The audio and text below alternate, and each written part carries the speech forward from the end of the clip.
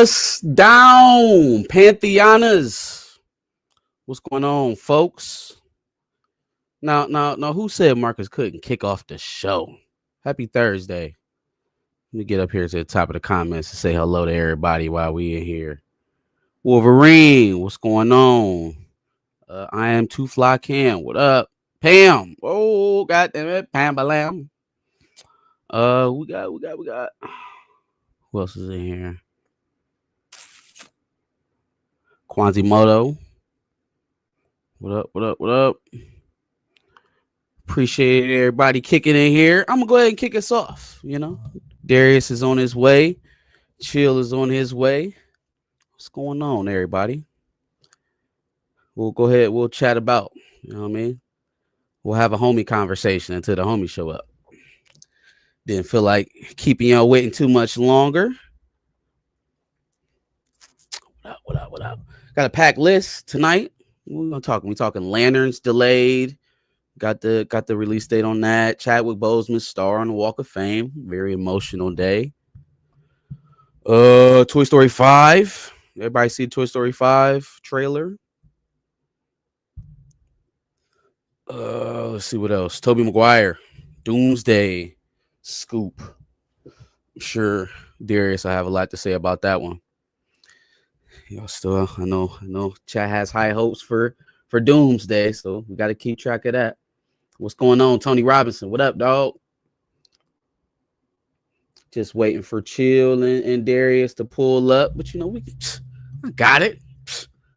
Yeah, I can put the Pantheon on my back real quick. For sure. Chadwick. A very, very emotional day. Ryan Coogler had a speech. Simone Boseman, his widow, had a speech. A lot of pictures taken. A lot of people there. I seen Letitia was there. Michael B was there. Obviously Ryan. A lot of people. The folks was out. You don't know. I don't know.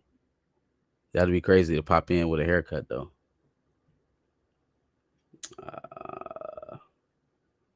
Scroll up here some more. Yes, sir, chef.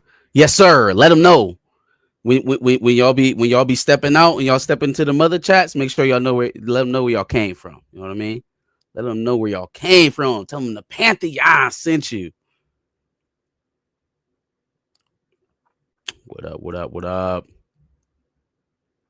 I said what I said. With my inside voice, you weren't meant to hear that. London calling. What up?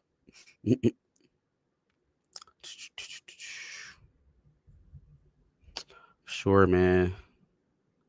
A lot going on. A lot of scoopage. A lot of shit going on. I'm trying to see what I can talk to y'all about before we hit the main stuff. I don't want to get my thoughts on Lanterns being delayed. I'm a little peeved.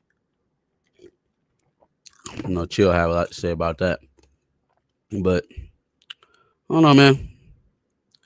I feel like there may be some weird things happening at DC Warner Brothers right now. Not looking too great. They putting together a super duper offer, a Disney type offer, $70 billion for Warner Brothers. Like, woof. Warner Brother or the Paramount and the Saudis.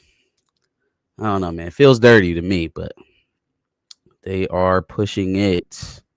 They're pushing it for sure. I'll take either one. I'll take either one. I'll take Brady or Wilson. Both goats. No, Pam. Your president is spicy. Okay? Your president has a set of knee pads that he likes to use. Okay? It's your guy. Damn. I got my light on. Oof. There we go. That looks good. Yeah. Here we go. Okay. Icebreaker question. Which Marvel character would you want to see fight a DC character?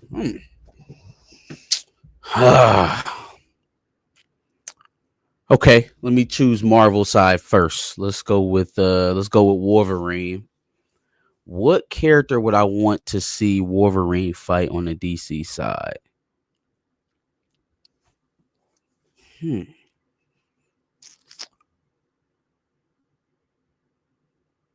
I want to try and I feel like matching healing factors kind of just makes it a stalemate. So I wanted to be some Jeopardy. Damn.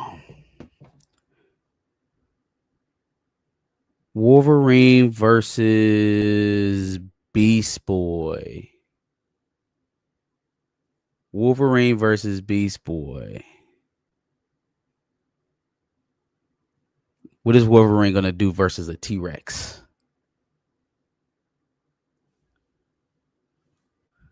Who else? Who else? Who else? Okay, give me another one. I'll do a cheesy one. I'll say give me Quicksilver and the Flash. That obviously is going to be a stalemate to a certain degree, but I think the Flash is faster than Quicksilver, if I'm not mistaken. Ooh, we could also do something like hmm. Give me Wonder Woman versus Captain Marvel, Carol Danvers.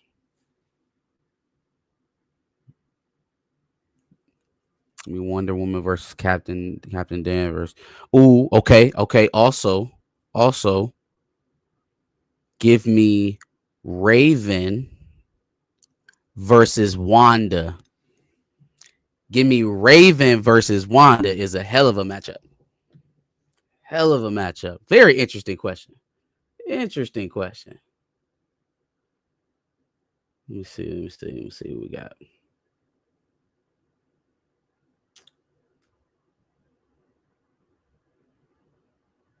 Marcus wants Scar to die. Hey, man, hold on, man.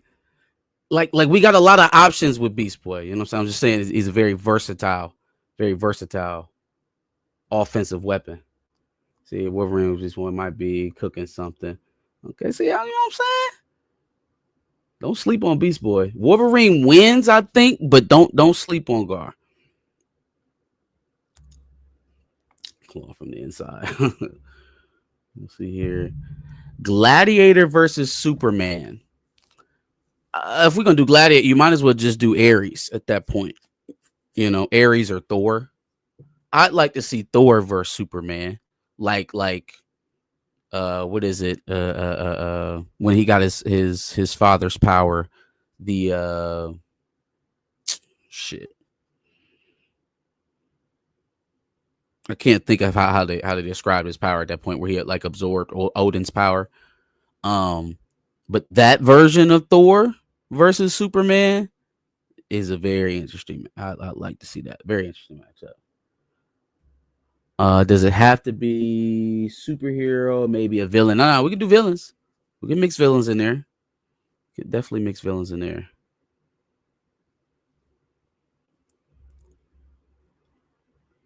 Flash is significantly faster than Quicksilver. Yeah, I was trying to think of who the fastest speedster on the Marvel side was. Quicksilver was the first one that came to mind. I don't think there's anybody who's ever, taken back time, or changed the rotation of the Earth, in terms of a speedster, um, on the Marvel side. Doesn't have quite the feats. Let's see here. Yeah. Wonder Woman clears 95% of Marvel. I think that's why Carol is such an interesting matchup, though, because Diana doesn't have any type of projectile powers. I think Carol is a better flyer than Wonder Woman as well. So it puts her at a bit of a disadvantage when she's just as strong as you. She can hit you from a distance, and she's a stronger flyer. Like Wonder Woman can fly, but she's not known as a strong flyer. Now I don't read a lot of Wonder Woman. If we're talking comic book feats, you probably got me snubbed. I'm talking from what I've seen from her in animation. They don't show her as being like a powerful or even that fast. Like Superman definitely dubs her. The Lanterns.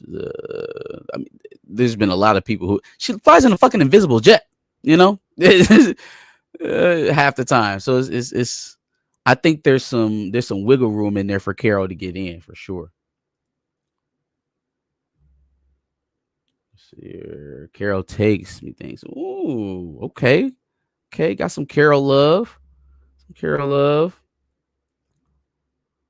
Solo flight tonight, just for a minute. Just wait for the guys to fill in.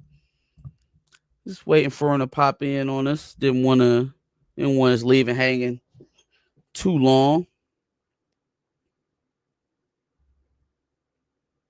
Let's see, I'm gonna get to your anime character. Hold on, we're gonna come back to that, Kwanzaa. Hold on.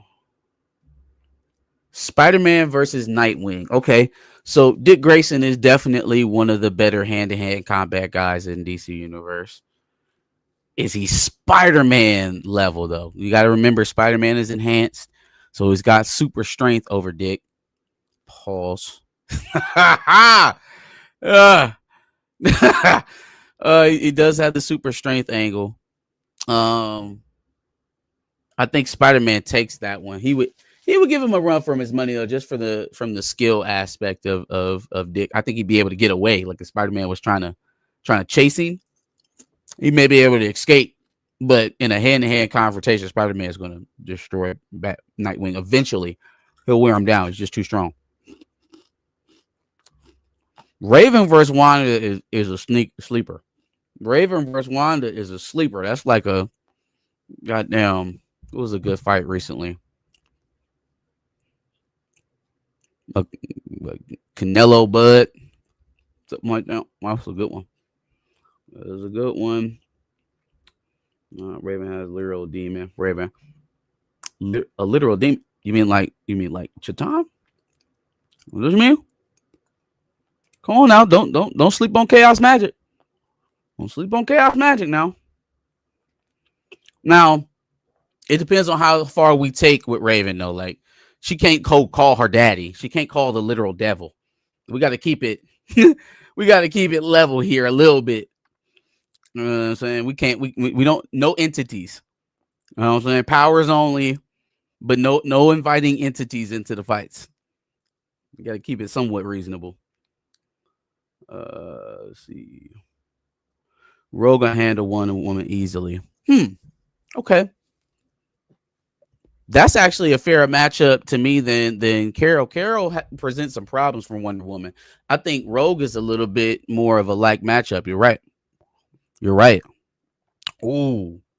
Let me throw a monkey wrench at y'all. What about Cyborg versus Hank McCoy? Who wins in a battle of wits? Cyborg or Hank McCoy? Right? Obviously, there could be some physical altercation in that as well. But in the battle of the minds, is it the machine or is it is Hank's intelligence come from his mutant powers? Is that part of it? I feel like he was a professor before his mutant gene. No. I don't know. Somebody help me out with that. Anybody know if Hank mutant gene affects his intelligence? First live joint. We appreciate you, Super Black Panther. Sure.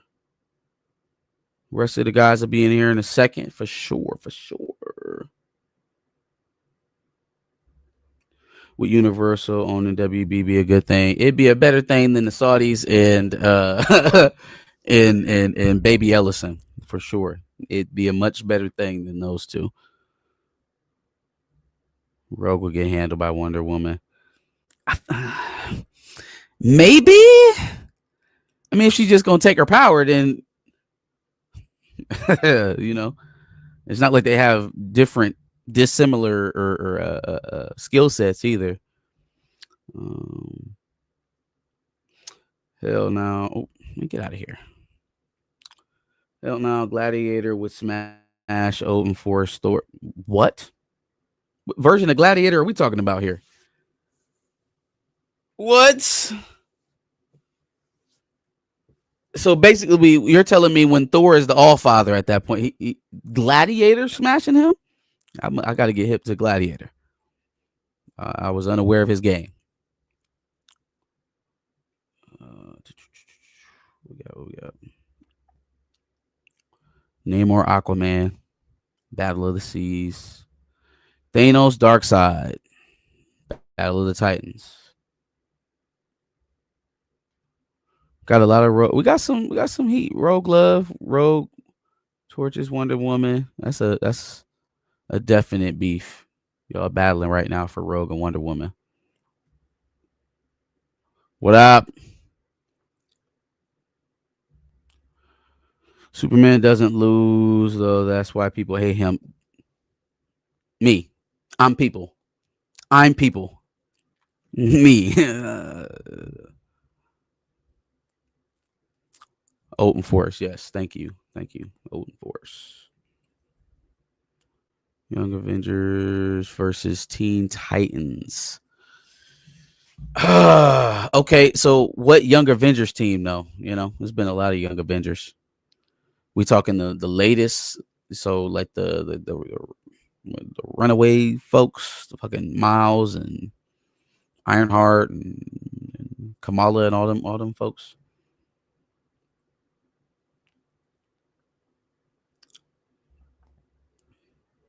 And what Teen Titans team too? Same thing. No, Wonder Woman is a demigod. She couldn't handle all that. See, listen, man, y'all got the Wonder Woman Rogue is the one. Wonder Woman Rogue is the beef. Let me skip ahead here in some of these, man. Let's see what you're talking about. Black Panther versus Batman. Oh, let's go down the list. I think obviously intelligence. See, we got to separate this, right? Tactical intelligence and like research, T'Challa.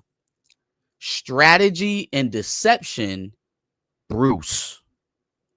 Right? I think Bruce is going to be more adept at hiding his angles or his motivations because he's naturally deceptive, right? Like he's the guy who hides behind the cape and cowl. T'Challa, he don't give a fuck who knows who he is, who knows that he's the Black Panther underneath the mask. He's not a naturally deceptive person. I would even go as far as to say that his character detests deception in a persona. So I think when we talk about brain power with Black Panther and Batman, so you gotta split that up. I think Batman is going to be maybe a little bit of a better strategist, while overall intelligence, probably just knowledge, is edge to Black Panther. Because he's gonna have that. He's gonna have that kind of darker edge. Well, I mean, shit. T'Challa do some secretive shit too. He'll slide up with some unexpected shit too. He has some unexpected contingencies. That would be a very interesting fight. Obviously, both very well adept at hand-to-hand combat. T'Challa, the foremost hand-to-hand martial artist probably in the Marvel world, other than like Shang-Chi.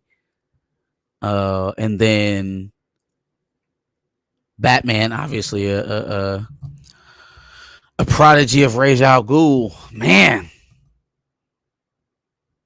it's the enhancement factor, man. Most of the Marvel characters have an enhancement factor that ends up winning out.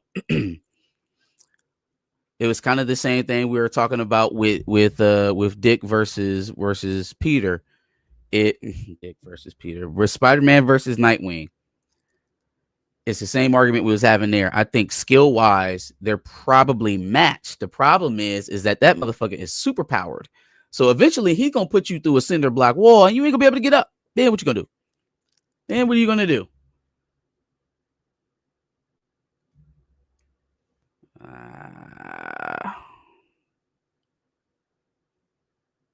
I appreciate y'all keeping the convo going while I'm burning time here. Let's see what we got next. Somebody said Miles versus Static. I want to get to that one. Soups is the most boring hero ever. Man, don't get me started, Ricardo. Don't get me started. Bruce versus Tony Stark battle drip. Who's the bigger baller in the pedestrian life? For sure, it's got to be Bruce versus Tony in like Playboy billionaire life. Batman Panther, it's a draw. I'm not mad at the draw. Somebody gonna win that matchup though. Believe me, they gonna frustrate each other enough that they gonna become obsessed. They'll become obsessed. Ooh. Bullseye versus Deathstroke.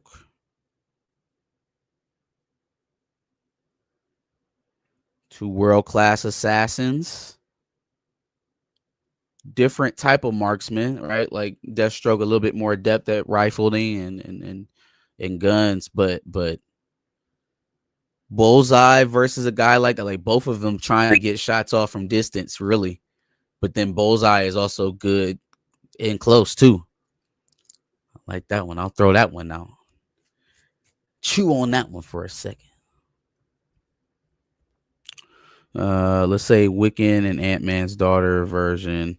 The one that was Avengers Academy. Okay. So Cassie and Wiccan and Speed. Okay. We're going like traditional. We talking about Dick and Starfire and Cyborg and Gar. Then I'll take Teen Titans. Give me a Teen Titans for sure. Give me the Teen Titans if that's what we're doing. We got a super. Hold on, let me get one up. Give it up.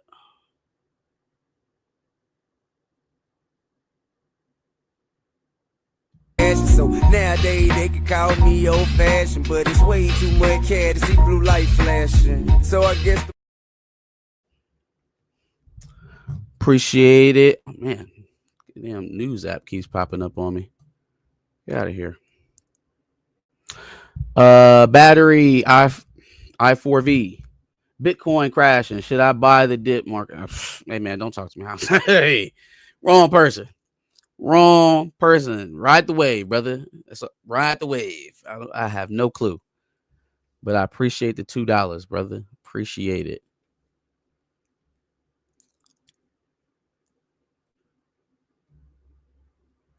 Oh yeah, yes, sirski.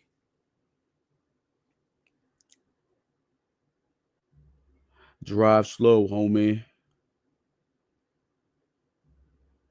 That was the Aladdin.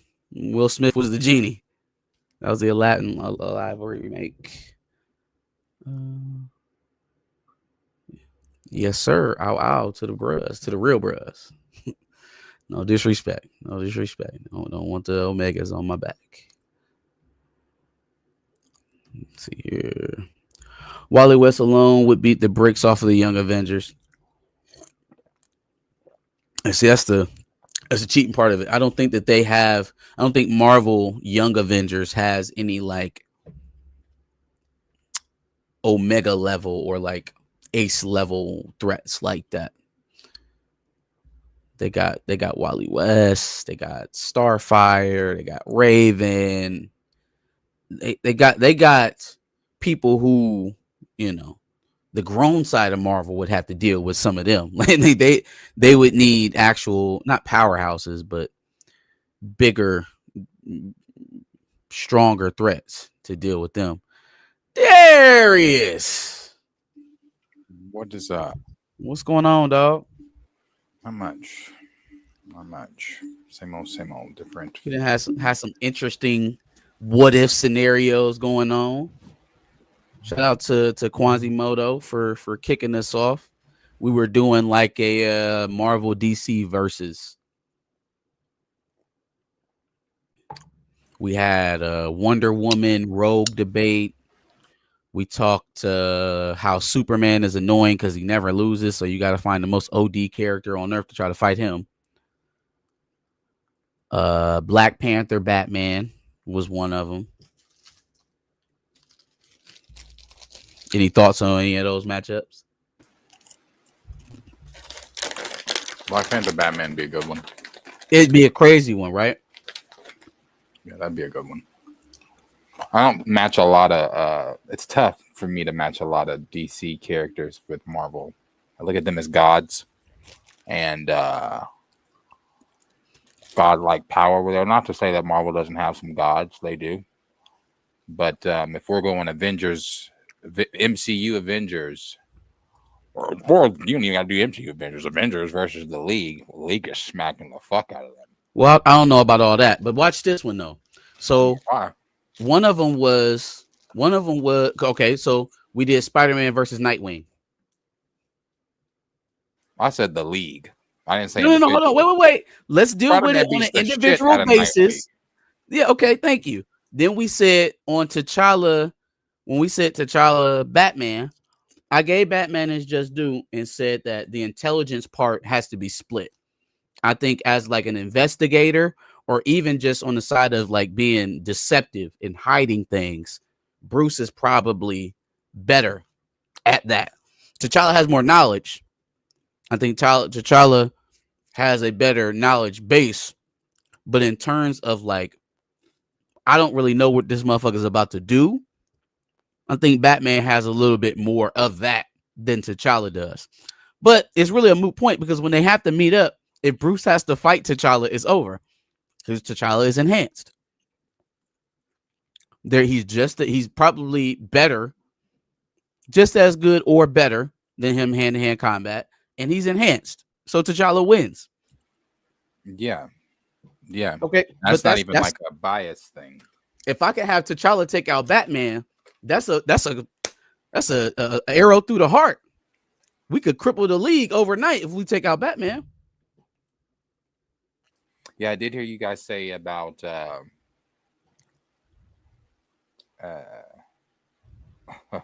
fault. Comments, my fault. Hey, them Christmas cookies is out. Them hoes go fire. Oh, the tin can Christmas cookies? No. Let me put you on. Oh, okay. All right, for sure. Yeah. The ones with that's like a Christmas tree, a bell, a Christmas star, and a wreath. Got you. Boy, these shortbread, yeah, these. That's it. But I heard you guys saying the one about like Flash and Quicksilver. Yeah, there's not really a speedster on the Marvel side who can really contend with the Flash. Not at all. There's not a speedster in the comic book world that can contend with the Flash. He is the fastest. I don't know. I say the league gets him. So you got some gods over there. So we got to have a contingency for Flash, which Batman will take care of him after he murders Bruce Wayne. Also, I think we gotta wrestle with the obvious elephant in the room. Like, how many of our powerhouses do we sacrifice to throw at Superman? Because you're gonna need a few. Or you could just give them you let the Marvel Superman handle them, and then you let the rest of who the fuck is the Marvel Superman? Who is that? So Hyperion, Blue Marvel, I'd say Gladiator. Sentry. Right, but you're gonna need rounds of them though. Like, okay, we can throw out Hyperion and Gladiator first, then it's Simon Williams and Ares next. Then we're gonna follow up with the Sentry and probably Thor, right? Like we gonna need waves because he's just, he never loses. So you have to beat him through attrition. Then you got to bury his ass in a dark hole on a planet with no yellow sun. So his ass will actually die. Okay, so what if we pin him against the Hulk? Okay, the Hulk works. But the Hulk only works if we can put him on a remote planet somewhere. Again, we got to take the ability for him to recharge away. Because we know with Bruce, that's going to come out as something. Well, sure. But he also can be beaten unconscious and then go back. True. And then go back to Bruce. So we need to be in a place where, all right, he can't just immediately fly away and get back to his son. We got to take his ass far the fuck away. That's true. We got to take his ass far the fuck away. Yeah, that's always my argument when because I'm team DC when it comes to DC versus Marvel. So my argument is always, what do you do with Superman? So yeah, I mean it would have to be yeah, Magneto can take out Flash. I mean, we're talking about speed for speed. Yeah, there's a lot of characters who could kill Flash. We're talking about speed for speed who could beat him. Yeah. I mean, but then when you're throwing the X-Men in it, that's a Stop totally playing, different Pam. thing to me. Stop playing. If you do the X-Men versus the League, I think that changes things, in my opinion. Than if you were to do the Avengers versus the League. So again, it depends on what Avengers team you're talking about. If you've got Thor, Wanda, and maybe one other big Avenger, you need one other powerhouse, they could contend. I don't know if they outright win, but they can definitely compete with those those two in the third. Wanda? Like if you go a new Avengers team and you throw a Wolverine in there, that's a wild card. Who's taking out Wolverine in the DC universe? Let me think. They might have to fuck around and put Superman on him because he's gonna be such a problem. They be like, man, hey, look, we thought we could handle this. We put Green Lantern on him. He cleaned his ass up. We thought John was gonna do it. He chopped him into a million pieces and burnt him to death. We need somebody serious. Either you or Diana. One of y'all got to go handle this mug. That's what it's gonna come down to. I can't think of anybody. Shazam can't handle Logan. Fuck no. The minute Wolverine he better not ever find out that that's a fucking kid. He better not ever find out. Let me see. Superman will vanquish Century, Hyperion, Gladiator, Blue Marvel. Who's really got it like that?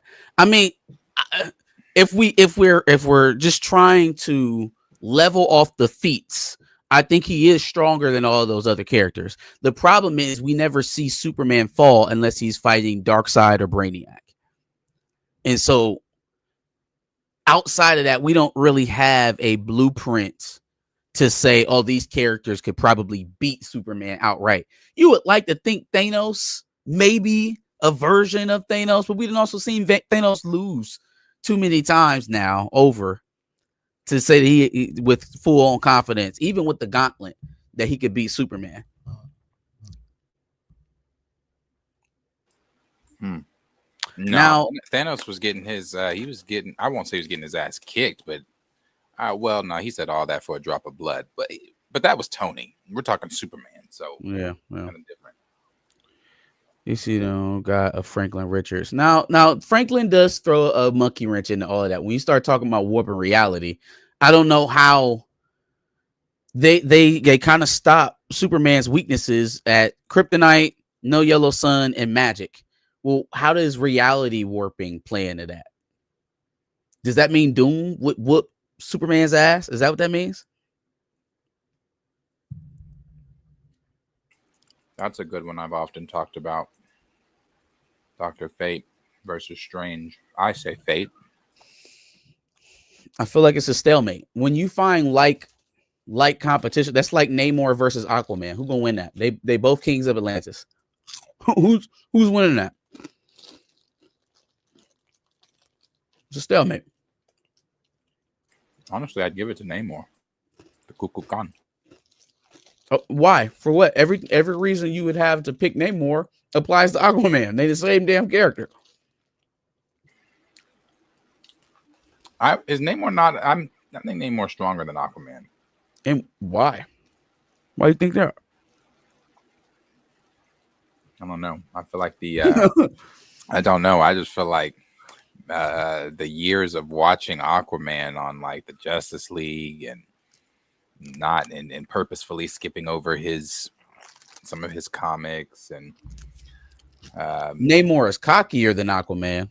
Like and Arthur is definitely a little bit more well, I don't know, because Arthur is a bit of an asshole too.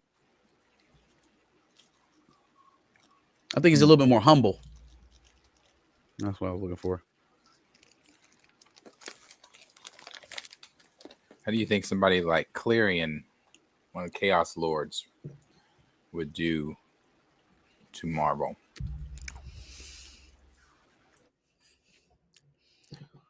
Versus who? I'm against the Avengers. The entire Avengers team? Mm-hmm. Wanda was standing? Like, you giving me Wanda too? Wanda versus Clarion would be very, very. Yeah, I was about to say, you gonna give me Wanda? That'd be interesting. Yeah, I would give Wanda on that one. Not the whole Avengers team then with Wanda, but that would be just Wanda versus him. Then that'd be very interesting. That'd be a good fight. Magneto fly up in the air, wait for Flash to spin tornado. He could also. So I wonder if. Well, I'm thinking how Magneto can manipulate the gravitational pull of the Earth as well. How that will play into fighting the Flash. Ultimately, like if he got the hitting one of them world spinning joints, he could also just take the iron in his blood and choke him out that way too. There's a million ways Magneto could kill the Flash. Million ways to live, million ways to die, million stuff than I told. Shout out to the Clips. Might actually get them an Oscar. Man, stop, man. Starfire would clear Wolverine? I don't know. How's she gonna clear him? She better atomize his ass. Because there's no amount of holes she could put in him that's gonna put him down. Hey, Wolverine, what my guy would fuck up half the Justice League before they even figured out that that's who they need to focus on. Half the Justice League would already be wiped out before they even realized, like, oh shit, fuck Captain America and Tony Stark over there. We should have been worried about the motherfucker with the claws. I don't know. The Lanterns might get him. They might chase him if Hydra, the Hand, the Brotherhood. Who else did Wolverine get? I mean, Weapon X. Like who else did he escape from? How many governments do he need to escape for y'all to understand that he's the man that can't be held? Goddamn Lanterns! Send a lantern after Wolverine.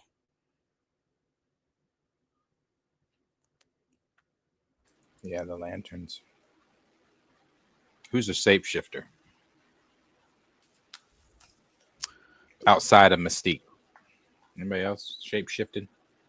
From DC or Marvel? DC. Who's our shapeshifter in DC?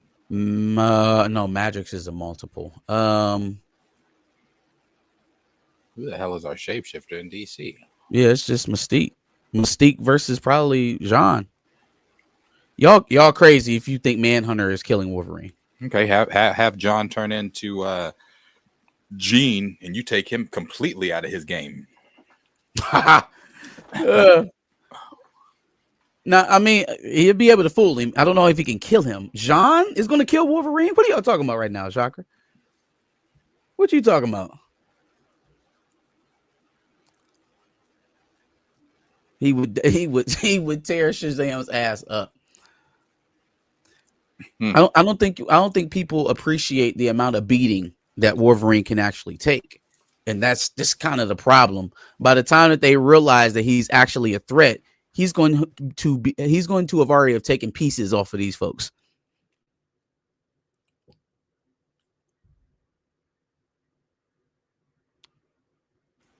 Let's see. Said Doomsday literally kills Superman. Yeah, I said what did I say? I said Doomsday and Brainiac. That's the only time they ever see him lose is Doomsday and Brainiac.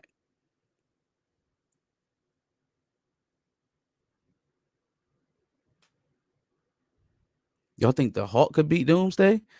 But okay, I mean, but then where do you put Thanos then? because Thanos could beat the Hulk. So we just talking about regular Bruce Banner. Y'all not talking about Maestro. Y'all not talking about World War Hulk.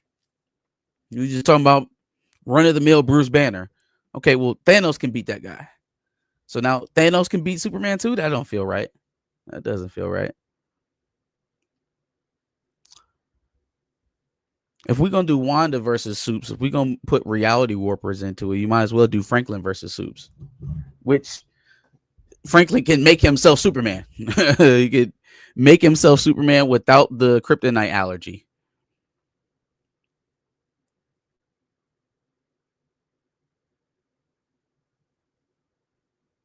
Mongo did give Superman hands. That happened. I watched that. Oh, gave him and Diana hands. Mm-hmm. That absolutely happened. Would have killed Diana if Superman hadn't gotten snapped out of it. Yeah, it was going down. It was definitely going down. We got a couple of supers. Let me see what we got.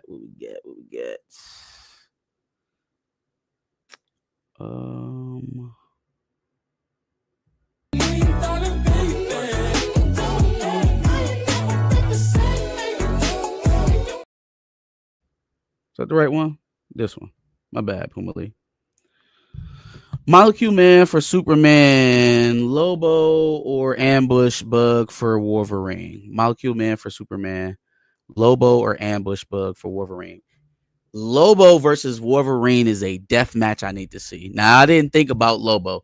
You put two healing factors together, and what the hell? Where did we get there? I feel like Wolverine is going to be extra annoyed too, so he'll be motivated to try to put Lobo into pieces. Yeah, but Lobo gets annoyed too. Especially, let's but say Lobo's also like cheesy though. Like he's usually leading the annoyance. he's the one doing the annoying. Let's say, especially there's a bounty on Wolverine's head, and Lobo's been paid. Yeah, the main man's not supposed to let nothing stand between him and his money. That's a fact. I mean, who? Okay. Who has the more effective healing factor though? Who's come back from more? Who do we know that can withstand more? Wolverine or Lobo, the main man. The only time I seen Wolverine really like put down for good, like Dunskies, and it wasn't like no disease or old age type shit, was when they threw his ass in the sun. So that's the type of level of destruction we need for Wolverine to be all the way gone. Is that the same thing for Lobo?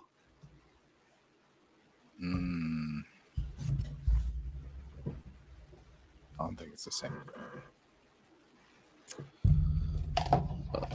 Did you see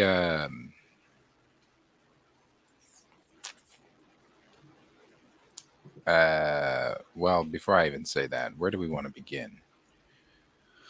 Hold on, we got one more super chat and then we can dig into, I guess, lanterns. Hold on. Picture. These pictures they've released of Bill Skarsgård as Pennywise in the series. Look. Are you watching that? Hold on. Hold the door. Hold on. Never take a damn thing slow. All I know is chase this dough and get money. I am Too Fly Cam. Franklin is such a boring OP crap. Dr. Manhattan meets MCU. Franklin is such a boring OP crap. Dr. Manhattan over MCU. So you like Dr. Manhattan, but you got beef with Franklin Richards. So I mean, again, everybody got their taste, I guess. I appreciate the $2 though, Cam. I appreciate it. Boom, boom, boom, boom, boom. All right. Darius, take it away. Where are we going first? Going lanterns? Yes, we can start with lanterns. Okay, so it looks like I mean, I don't want to break it down as far as what's going on with DC. That's a whole nother conversation. But looks like with lanterns, it has been delayed. And I will just go ahead and jump right into what is being said. It says, despite a recent report to the contrary, lanterns has indeed been hit with a significant delay, though it hasn't been pushed quite as far as next year, as a previous rumor claimed. Last month, it was reported that Lanterns may not premiere until after Supergirl hits theaters, likely during the second half of 2026 at the earliest. This was contradicted by an official update from Warner Brothers themselves, who said that the show would actually debut in early 2026, just a couple weeks ago. Now, HBO's Casey Bloley has confirmed that Lanterns is eyeing the end of summer 2026 debut. An exact premiere date has yet to be announced. They also said we now know why only a single official mage was this official mage for this series has been released so far. We also have an update on a potential second season of the Penguin, blah, blah, blah, blah, blah, blah, blah. Then they say in this quote, we are talking to the DC team about what a second. Oh, I don't care about the Penguin. And that You don't hate on the Penguin. have shit to do with lanterns. Let's see. Okay, in this quote, they said, our show is a lot of ways about replacement. When should someone step down? This is an old quote. This was what they were talking about this got the internet upset, wondering if Hal Jordan was going to die early on or die because he's older and then it be passed on. But if you didn't hear, this is what they said. Our show is in a lot of ways about replacement. When should someone step aside, and when is it time for the next person to take the reins? The push and pull between those two characters is really important. So much of the power that John has is by taking the bait, understanding that you lose your power if you're yelling and screaming. That's what we're trying to convey, that he knows he belongs, so he doesn't have to overcompensate. There's a real balance there that's just innately inside of Aaron. He's big, he's intimidating, his intimidating presence just physically, but there's a softness to him. There's a thoughtfulness. Blah. You can't teach that. So anyway, they just go on to talk about the people involved with the show and things like that. So it looks like it's not going to be coming out now until early 2026 or summer of 2026. Summer, yeah, summer of 2026. Now, I don't know if this has to do more with. No, I don't think this has to do with any of the possibilities of whoever buys Warner Brothers and anything like that, and DC's. No, you don't think so? I don't think so. I don't know. Because so the lanterns and the stuff going on with WB, I'd say could be talked about in the same thing, because they're obviously, unless you are living under a rock, that there are currently bids for WB. You got Netflix bidding what they've got. You've got now looks like the Saudis are involved. So many bad options. Under every corner is a bad option. The Saudis, we got Baby Ellison and Paramount, we got Netflix. Everybody's got their own ulterior motive with getting Warner Brothers. It's just like there's no winning for the audience. We either got the guy who wants to turn WB ultra conservative. We got the 9/11 co-conspirators. They're trying to wash their reputation in the West. And then we got who's Netflix? The people who don't believe in movie theaters. So they just put out something today about movie theaters. Netflix. Let me see exactly what that was. Landscape of bad options.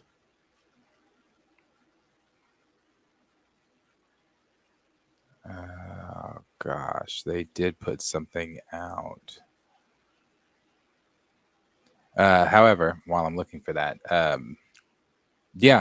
not any good options. With the whole thing with the Saudis and the Zack Snyder stuff. What are you making of that? Do you think that is because they are running Damn. that? That shit is a fever pitch. Now, what's not a fever pitch is them Ellison and the Saudis teaming up to try and buy Warner Brothers.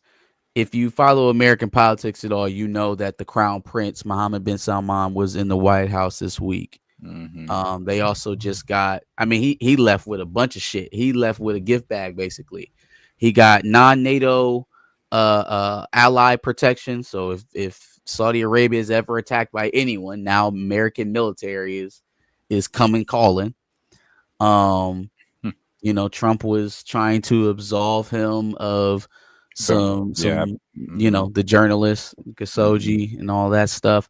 And then also it seems like this may have been a strange bedfellows pairing together, because you know the Ellisons are very close with Trump, and I don't think it was a coincidence that at the same time that the Crown Prince is visiting the country, that now all of a sudden they're not competing factions to buy Warner Brothers, but now they're a buying group, and they're trying to purchase it together for upwards of $70 billion. So I again, there's no good options to this. And the more that they bid on it, and the more that they up their price, enhances the likelihood that it's going to go to the worst party. But I don't know, man. I don't know. Maybe they hold it. Maybe they're like, oh man, all these bids have driven up our share prices. Maybe we can hold on to it for a little while longer. I don't know what comes of it. I do think that the reshuffling of the schedule, though, has something to do with their posturing in a sale. I think it has something to do with it, because if you're trying to sell, if that's your angle, then you want the company to look as profitable as possible. Now, I'm not leading with Jimmy Olsen and Clayface myself, but that's who they got running things right now. So as they're announcing things, they're increasing the speculation, like, oh, this show's going to hit, that show's going to hit, they're going to do this movie. Those are the things that are being proposed to these supposed buyers. Yeah. And you know, even if the Saudis or whoever takes it over, even if there are things that are in production, or scripts are written, or people are cast, directors are, doesn't mean that plug can't be pulled and people paid out for their time contracts or whatever. It's been done at Marvel. What's his name? Yeah, Bubba. What's the dude's name? Oh, here's the Netflix. Bam. Oh yeah. Talk about Netflix, and we'll talk about Trump and Bubba here in a minute. Netflix has told Warner Brothers that they will still release their movies in theaters if they acquire the studio. Oh, what did they say? Pretty please? After? Did they say they promised? They gave you a pinky promise? Let me tell you something about these mergers, man. Let me tell you something about these corporate takeovers. So we know the Lakers just got bought, right? Lakers bought from the Buss family. And that ownership group now just had 2 firings. You want to know who the 2 firings were? It was Jesse, and who was the other one? It was Jesse and the other Buss brother. The 2 remaining family members that were in the front office that opposed the sale coming in. These people are cutthroat. They haven't owned the Lakers for a year. And because the 2 brothers were the only dissenting votes on the sale to I forgot what the guy's name is. Very rich guy. But because they were the 2 that abstained from the vote, or dissented on the vote, voted no, they got their asses canned from jobs that they've been doing for pretty close, about 20 years now.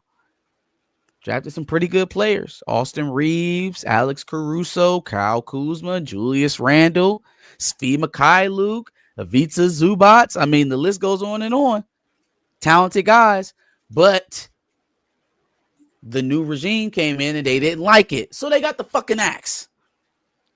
Don't let these folks tell you, oh yeah, no, we promise, we promise. Right. Yeah, Right. okay. Yeah, all right. Sell your soul to the devil if you want to. Yeah. I mean, that's like George. They promised. Yeah. Oh yeah. You had the wherewithal to call them white slavers, but then trusted them to shepherd the IP. I don't get that. I don't understand. So scheduling amendments elsewhere within BBB. I'm not gonna place too They much gave stock in Austin what's Reeves going his on own with shoe. this times. What happened? So they gave Austin Reeves his own shoe. Did they? I guess so. Okay, I'm about to go give me some Austin Reeves. About to get some ARs. They didn't do anything for the Lakers. Man, you crazy. Stop playing with me. Stop playing with me. They got there's talent littered through the league right now from the Bus Brothers scouting. Now I can't say much about their personnel decisions and stuff like that, but in terms of finding talent, they had that. They had that at least. I think it was the fact that they didn't want that sale that got them up out of there. I'll tell you what, not Lakers related, just since we're on basketball. I have to give credit where credit is due. They were holdovers. The damn Thunder are Yeah. ridiculously. It's like watching. It's like when I used to coach AU basketball, and there were just those teams that were so damn good, had no business even being at the tournament, just there for just shits and giggles. That's what they look like out there. They look like they're just out there for shits and giggles. They know they're gonna win it again. At first, I was like, they're not repeating. I watched them beat the dog shit out of us. And I was just like, what the fuck is going on? They've lost one game. And they're not like winning by 5 or 2. These are blowout games, 17, 20, 30. Hell, they beat us by 30. They beat us by 30. So, I mean, yeah, it was a rough night. That was a rough night. So, but we've been having rough nights since the season started. But, hey, Dom, watch it now. I mean, they a little old. I Hey. seen Draymond get punched on the other day by Wemby. I'm like, man, that shit's just unfair. That shit just unfair. Yeah, but now Wemby's not just punching on you. He's pulling up. He's telling you to clear out, and he's pulling up.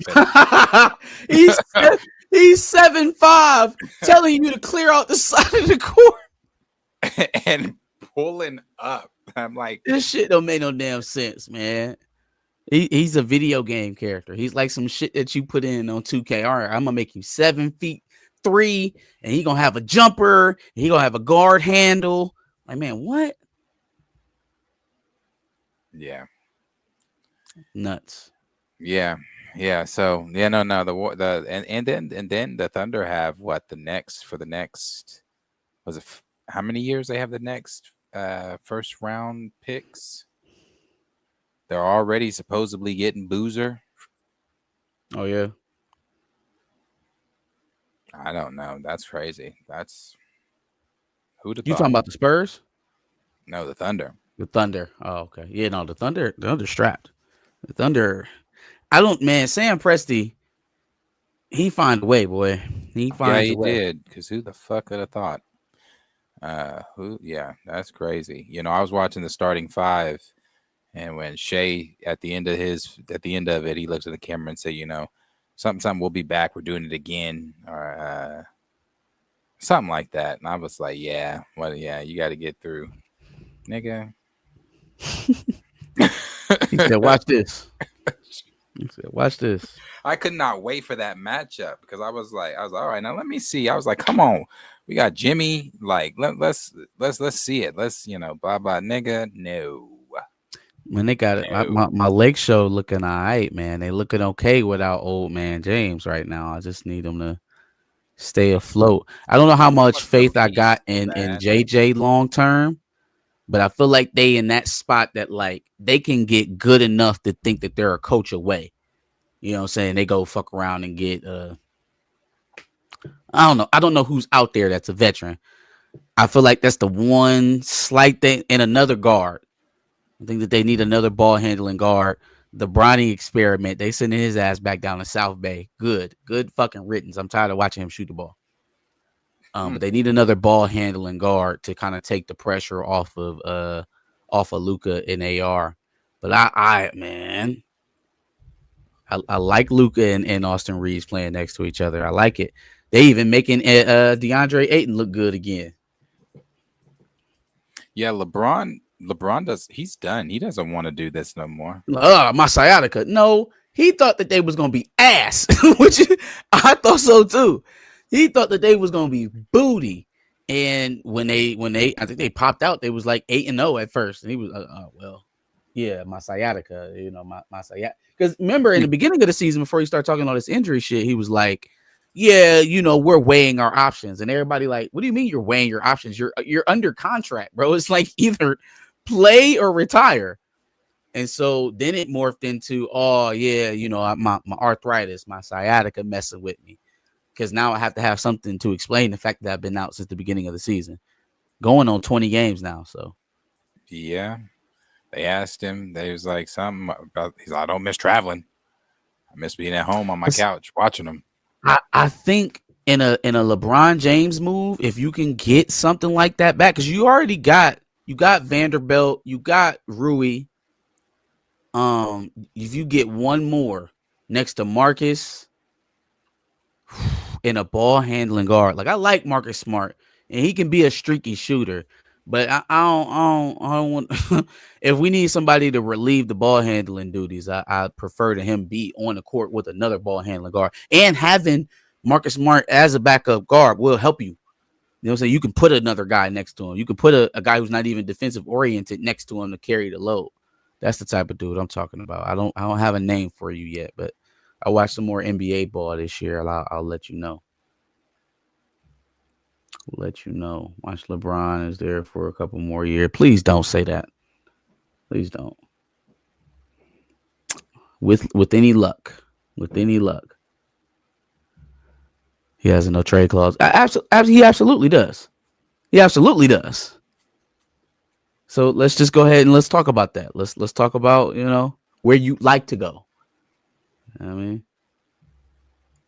sciatica doesn't go away. Trust me. That's why I ain't in the league. That's why, Blue, because the sciatica got you early, huh? I understand, man. I get it. It.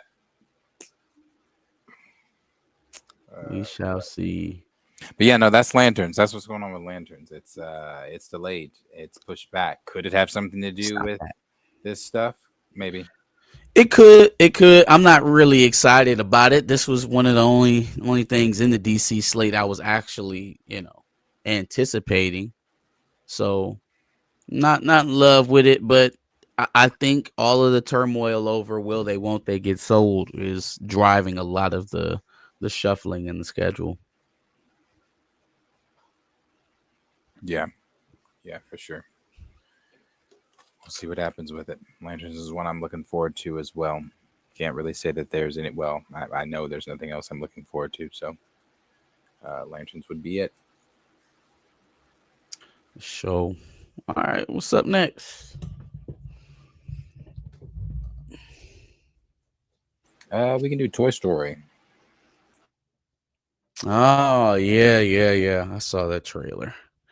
Hold on, give me a second.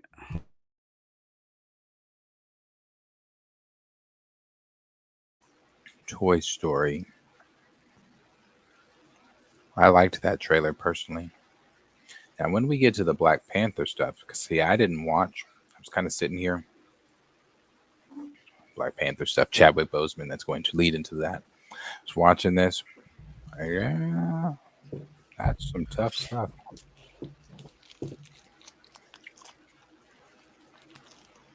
That's tough, I will say.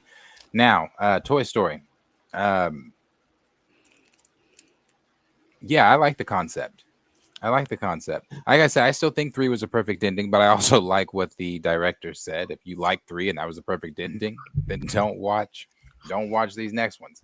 But I like the concept of this one. I like the concept of, I mean, because it's real. Kids aren't playing with toys anymore. So Bullshit. how the toys I gonna think it's do a cop out. I think it's a cop out. I think toys aren't selling because the main driver or the main marketer for children's toys, they have their heads up their asses and they haven't effectively created products that then sell other products.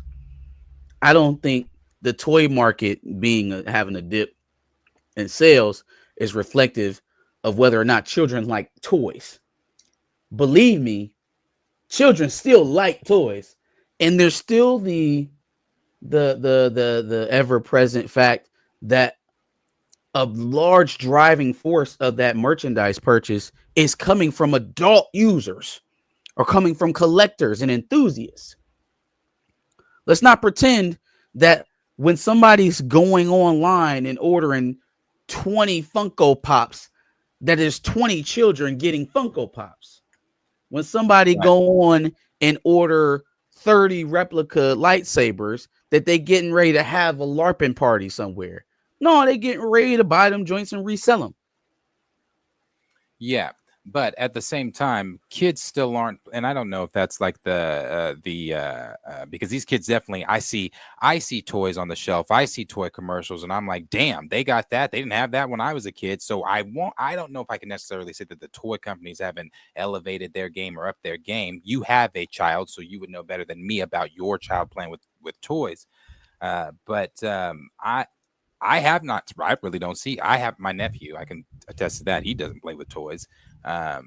Neither one of them do. Now, when I say toys, I've got more toys than they do. They play with video for sure, games. for They're sure. playing on iPads, things like that.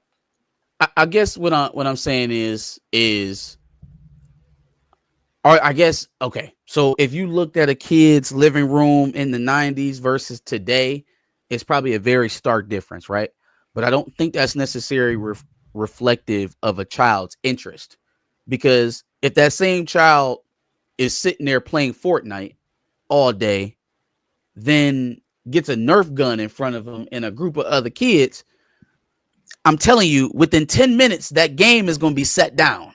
Oh yeah, it's a natural reflex. I think that. it's just, since it's not pushed as readily as it was when we was watching, you couldn't go 10 minutes watching TV without some kind of commercial for a Nerf this, or a Spalding that, or a Hasbro this, some other trinket to put in your household. It's not geared toward that anymore. It's geared towards digital currency and microtransactions and battle passes and skins, right? Those are the trinkets that are getting marketed, so those are getting asked for more. But there's still this we talking about Toy Story.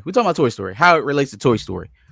I feel like it's a cop out to be like, oh, the kids don't like the toys no more, so now we got to introduce technology as like a as kind of like an adversarial force to toys. I feel like this kind of is basic. It feels like we've already done this to a certain degree within the series, like children aging out of playing toys. Well, that's not a new concept. You just gave them a new reason to age out of toys. We watched Andy age out of it because he was going to college. We watching Bonnie do the same thing. We knew it was going to be on this natural progression.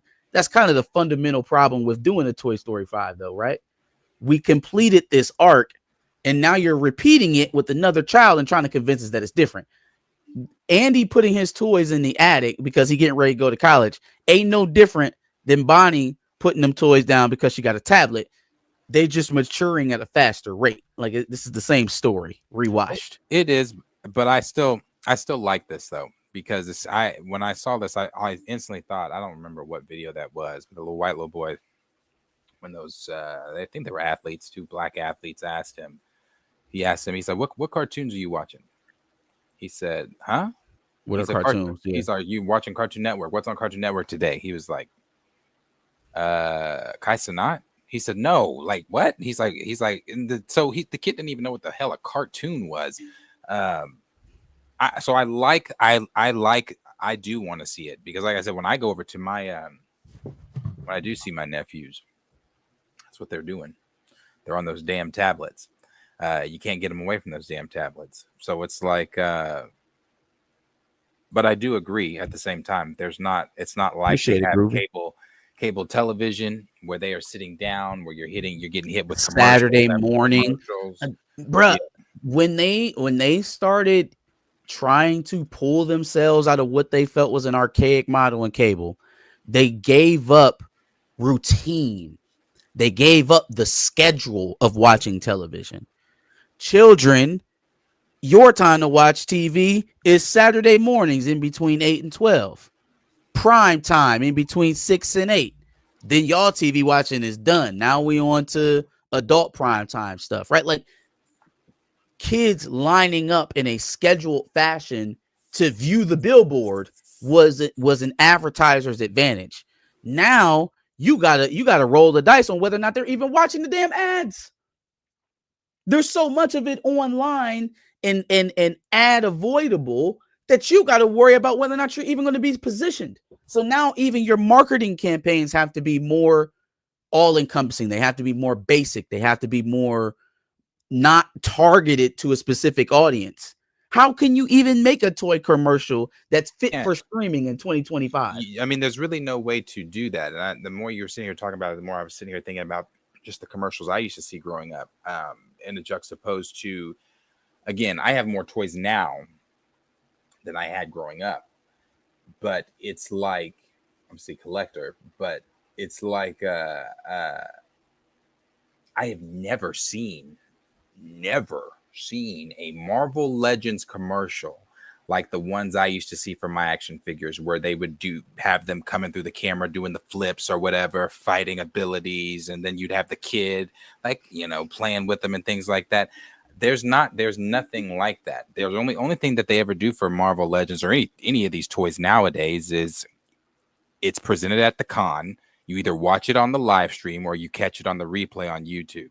That's how you find out about. Or if you follow this stuff closely, of course, there's people that do leaks and stuff like that. But kids aren't paying it. I don't think kids are on YouTube typing in the latest leaks for toys or the latest streamed whatever for the latest. It's collectors and enthusiasts. Yeah, for sure. That's it. Yep. That is literally. And what's so disheartening about it is that the toys are so cool nowadays. They are so much better than what we had. We bought last summer a pair of battery powered water guns. They're like semi-automatic water guns, bro. Like, do you understand the shit I would have fucked up as a kid with a semi-automatic water gun? First of all, I'm finding a way to take it to school. It's just going to school. I will risk the ass whooping, but it's definitely going to school. Number one. But stuff like that, like I got my son just had a birthday. We bought him some lightsabers that actually have the sound effects when you tap them, when they have contact. It'll make zoom when you hit them. I'm like, man, I literally just had the joints, the like 3-coned one that slid out that you just had to pretend with no sound effects, with no light. You had to shoot that thing out to make sure it stayed. But them motherfuckers were sturdy. Hell, you could hit I had like 10. You could beat the concrete with them. Them ones we grew up with. Them hard plastic ones. Yeah, things built out of Tupperware and hatred. Yeah, them was some good ones. I don't know. There's a lot of comments, dog. My bad. I apologize if I missed it. But yeah, no, I even said that. Like when I was working a summer camp. This was a while ago. I was working a summer camp. Miss working summer camps. If I could tolerate kids still, I'd do it. But when I used to work summer camps, my class, I had the 4th and 5th grade class. And there was another 4th and 5th grade class too. But it was so hot that summer. Of course, we couldn't take them outside. There were even swim days we couldn't do because it was too damn hot. So we were like, we were getting sick of watching movies. We were getting sick of being cooped up it was a big ass church. We were getting sick of being cooped up in the classroom in the church. So I and the other 2 4th grade teachers, we were like, hey, let's ask the kids who all has Nerf guns. So we asked them who all, and of course, hands shot up. And they're like, we do. And like, all right, y'all bring the Nerf guns. We're going to have a big because we were on the third floor, so we were the only classes. Our three classes were the only class on third floor. We were gonna have a big Nerf gun war, turn out the lights and stuff here on the some of the lights and stuff here on the third floor. So I didn't have one. Me and the teachers did, of course. We didn't have Nerf guns, so we were like, let's go. This Toys R Us was still around. Let's go to Toys R Us, get some guns. So I'm looking. They all find good guns, and I couldn't really find a gun I wanted. So I got this. It was a Nerf bow and arrow, and I just grabbed it. I was like, I guess this. So I just grabbed it. I didn't open it till that next morning. So this kid comes in. This kid comes in with this big ass like automatic, like some shit I would have died. The shit with the drum on it. Yeah, bro. Like it was like he put like 50 Nerf bullets in there. It's like, I'm like, what the fuck? So he comes in with that. He's like, oh yeah. He's like, what did you get? And I was like, I have this arrow. He's like, so I take it out. I take it out though, right? And so there's a plastic cup on the other end of the classroom. I take it out, put it in there. I aimed at it. This motherfucking arrow whistled and went so fast, went through the. Look at God! Look at God! I said, "Oh, I'm about to mess y'all up. I'm about to be sniping y'all from the."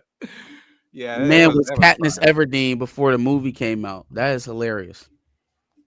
Yeah, it was fun. Kids, what's going on? I don't know. Kids doing shit like that. These kids are watching Speed, TikTok. Man, these kids got diabetes. My son don't have diabetes, but he does know who Speed and Mr. Beast and KSI and all them are on. Now, I would say that even Mr. Beast realizes that there's a void in marketing the children for toys. He has a toy line. He has a toy line. A lot of your YouTube personalities that market to kids, they sell toys behind that.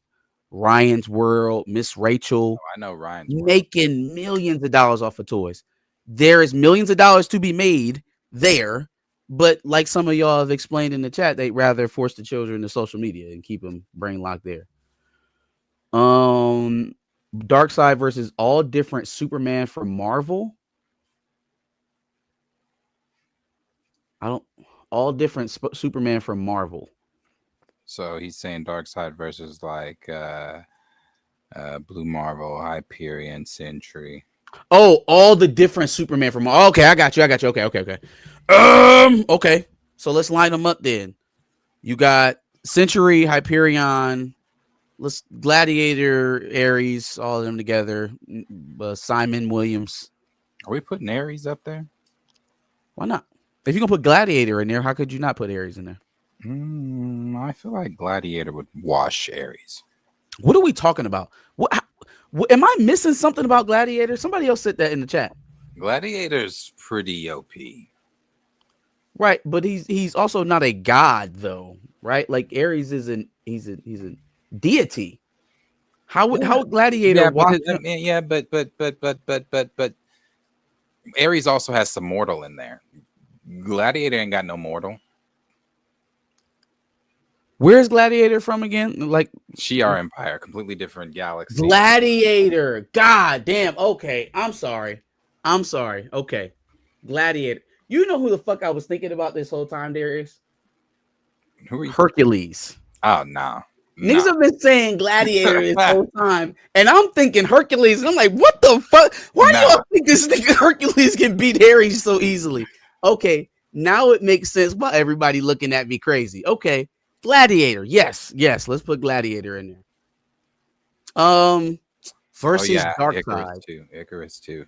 Stamina says I toss Icarus in there as well. Okay, answer me this one thing, Hunter. Is it at once or one at a time? Does he get a chance to recover, or does he have to fight them all at once? Oh, if it's all at once. If it's all at once, I feel like by nature of attrition. Now, again, a lot of people are going to die. Whoever's in that first maybe like 2 or 3 waves is getting hit with that fucking tractor beam eye shit. But once they actually start putting paws on him, he's not going to be able to block everything. It's Darkseid. It's Darkseid. Am I mixing them up? Am I mixing up Darkseid and Doomsday? No. Darkseid. I got the right one, right? Yeah. Yeah. This is the 100 man versus a gorilla thing. Yeah, no, I mean, none of them are strong enough on their own to beat Darkseid. None of the guys we just named. I don't even think Thor. But if they get 10 waves in, maybe we go 2 apiece with all the Superman-like figures in Marvel. Also, I don't think the Sentry has ever been used the way that he's supposed to be used. And they just, as a character, they've never really done that justice, that concept. Like, not only am I like omnipotent in power and in all the ways Superman is, but I also have this like this brain rift where like I can basically engulf the entire planet at any given time, which puts Superman in a weird position. How the fuck does Superman fight out of the void? All right, I'm gonna let the void out and block out the sun. Now what? That's true. Ooh, Null versus Superman is deadly. That's deadly for Superman. Matter of fact, if they fight on the symbiote planet, Superman dies. I'm gonna go ahead and put that one out there. So to answer your question, no. I'm going Darkseid, Hunter. All at once. He says all at once. All at once, then no, I'm not going Darkseid. I'll take the field. Give me the field if it's all at once. Give me the field. Kal-El, no. Kal-El, no. And not champagne to feel it now.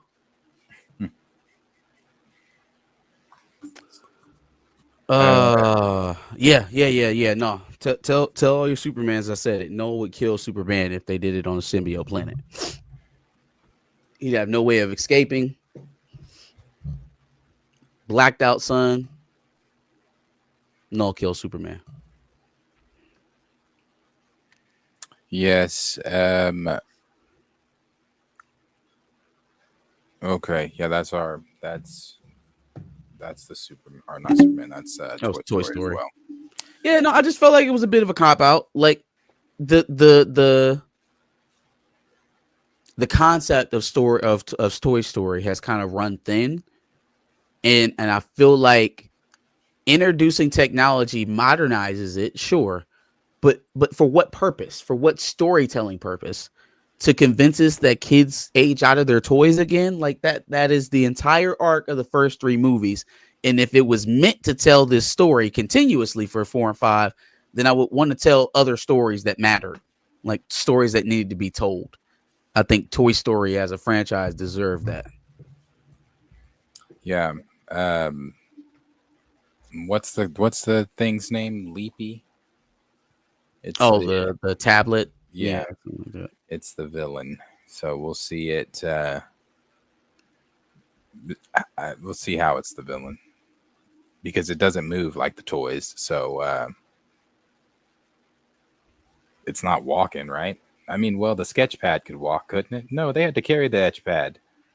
It kind of like penguined itself. Like hopped, didn't it? I gotta go back and watch Toy Story. Is the iPad doing that?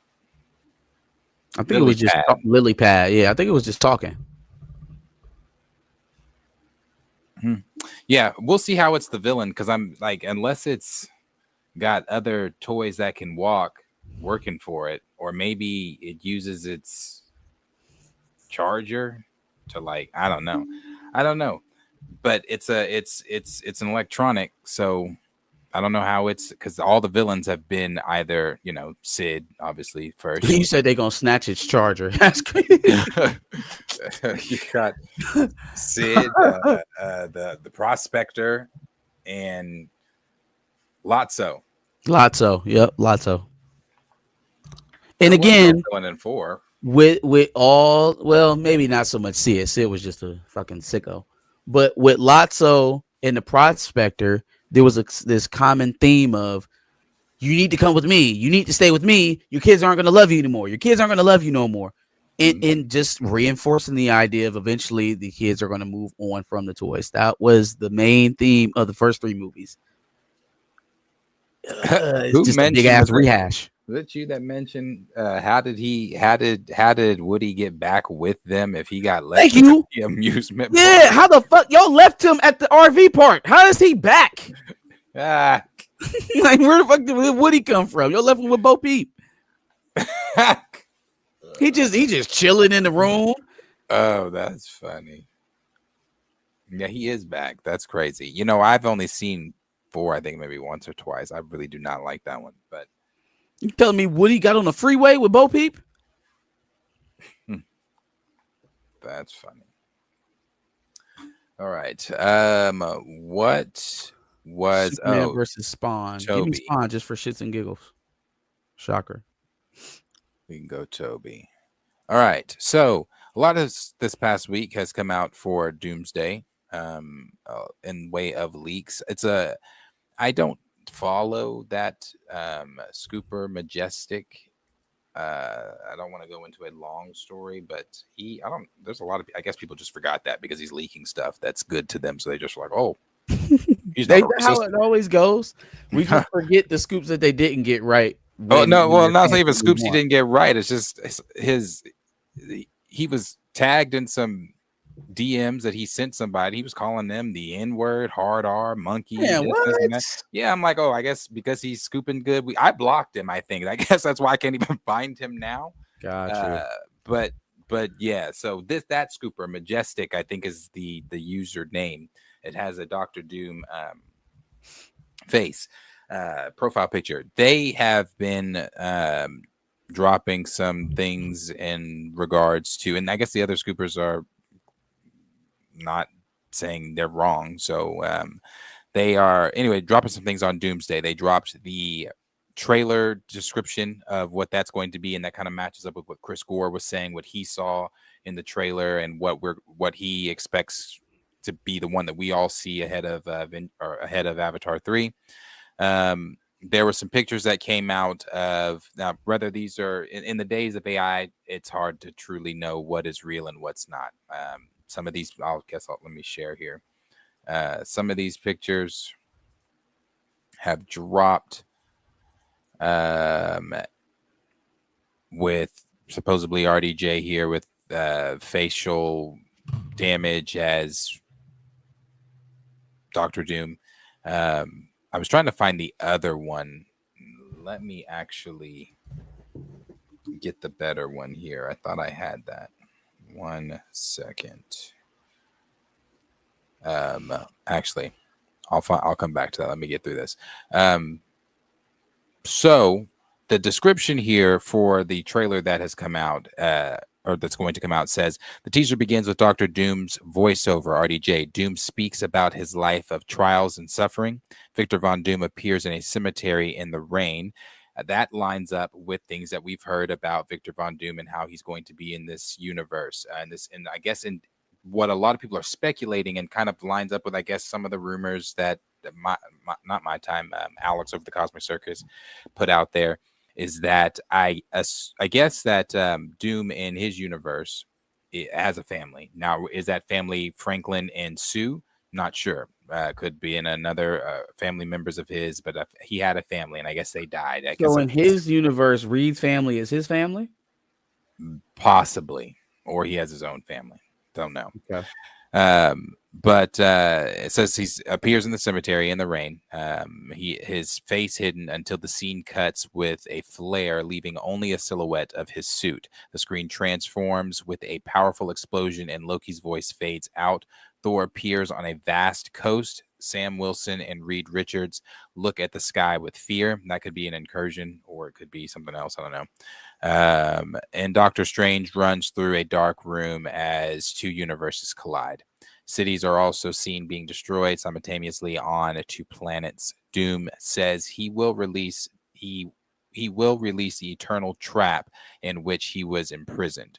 Now, a lot of people have gotten excited about this part, on that particular part on the internet, just because a lot of people are saying, okay, so it does tie back to Kang, or so is it? My thing is, I just don't want it to be I fear it's going to be a quick thing with Kang, either off screen. I don't know if Kang is really going to have a role. I hope he does. It only makes sense to me.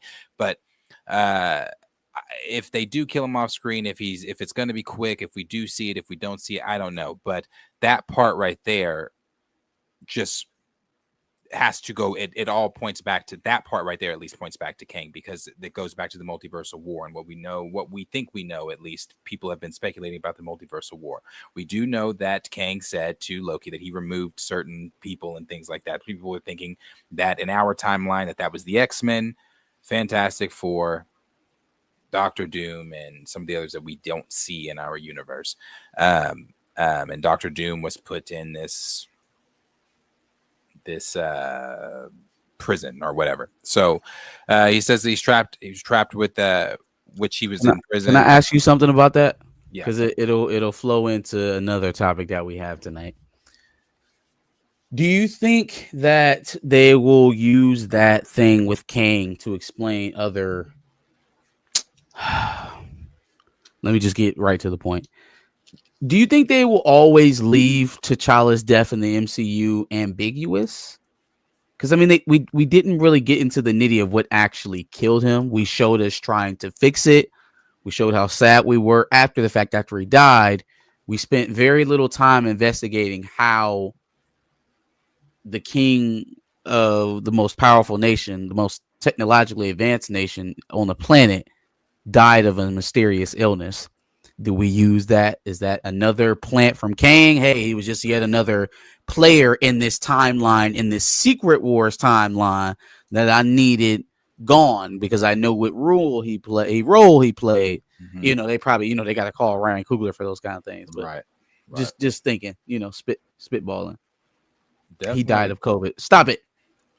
Definitely. I mean, it's possible. It's definitely possible. I mean, with the Russos, and I'm going back to what, when E-Man said that he talked with the Russos, when he had that brief moment with them, when he showed them that comic panel of T'Challa wielding the gauntlet and things like that, and saying how important it is. And if Secret Wars is something they've been wanting to bring to life, as they said they've been wanting to bring it to life, as much as they've been talking about wanting to bring the X-Men to life, they've said that Secret Wars is something they've really, really wanted to do.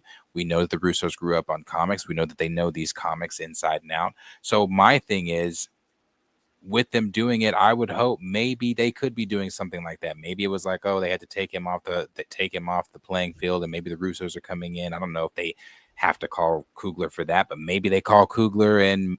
I wasn't even thinking so much in terms of, oh well, that means the Russos are getting them recasted. I'm just thinking like in terms of explaining certain plot holes or certain people who aren't in our current universe that will need to be in the same universe at some point, and explain why now all of a sudden they can work seamlessly together. Because they explain something else in this paragraph about Sam Wilson and Reed Richards standing next to each other. When have those two characters ever interacted in the MCU so far? In fact, one of those characters, or at least this version of him, was introduced this summer. Okay, so there's still things about this, although some of it is exciting. There's still parts about this that leave me kind of turning my head and scratching. Doom is going to be shown in multiple fight scenes. Okay, we haven't seen Doom in the MCU, which means if that's the case, that they're showing us footage from the film to bolster the trailer, right? You're giving us the juiciest parts of fight scenes from the film. It'd be one thing if you had a sizzle reel of Doom prior to this and didn't have to give up any film footage to make him look imposing. It's a whole nother thing to have to use cuts from the film or potentially fake outs. Even that, trying like the run out in Wakanda that never actually happened from the marketing for Infinity War. So to me, I feel like they are leveraging very hard into this trailer because they know where they're at in terms of enthusiasm. But some of this does sound good. The other parts just kind of leave me confused. Yeah. I mean, I can only go off of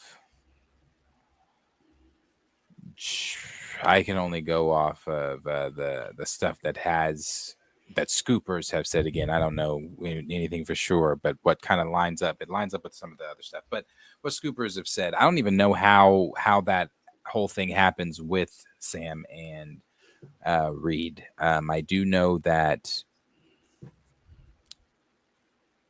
the Fantastic Four come to this universe. Maybe when here, that I don't know how they meet Sam.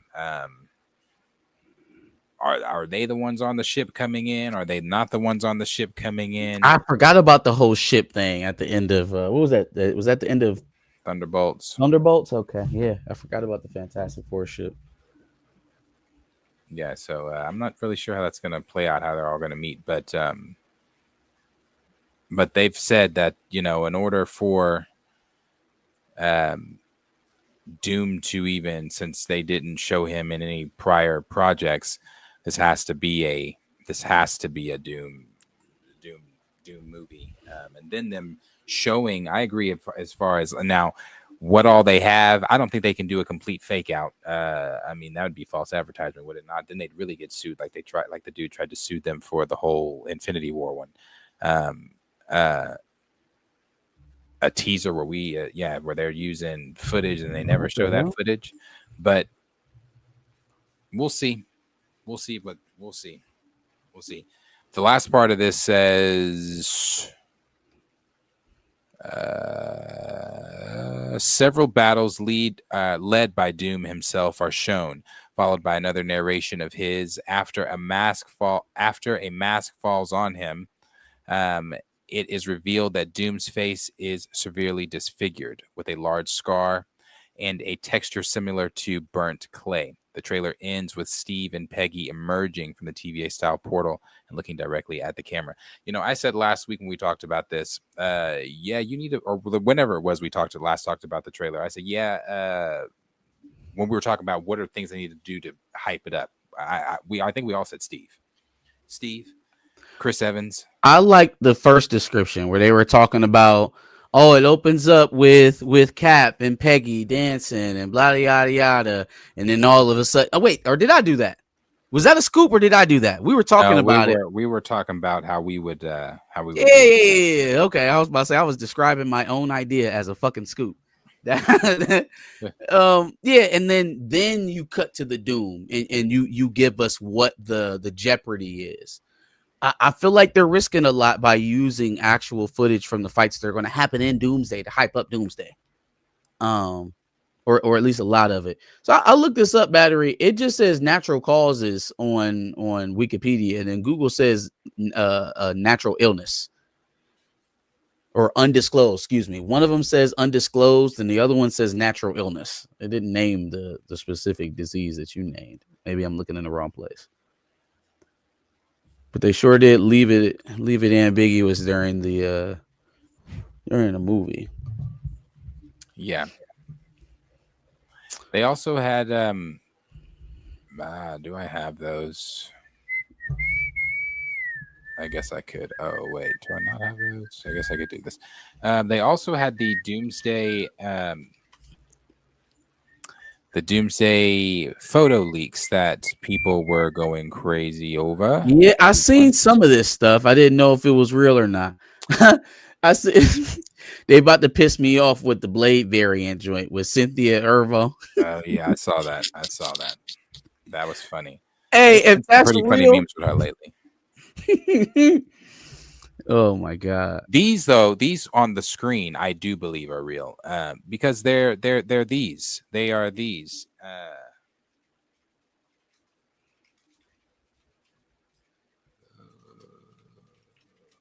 They're these without the stuff behind. Without the background, yeah, without everything behind them yet. So once I think they're just character posters. And now, is the Tobey one real? Is this? I don't know if did Tobey actually take that picture? Because if so, that is pristine. They really touched his ass up. He looks very much. He said they de-aged him. Yeah, they got the salt and pepper out his hair. Very much so. Then they did these other ones. These two down here look like real. This looks like a Google. It looks like they almost might have taken it from like some old marketing, like Yeah. some old some old Sony stuff. marketing. But he still doesn't look like 2002 young Tobey. Maybe Spider-Man 3. Yeah, maybe something like that.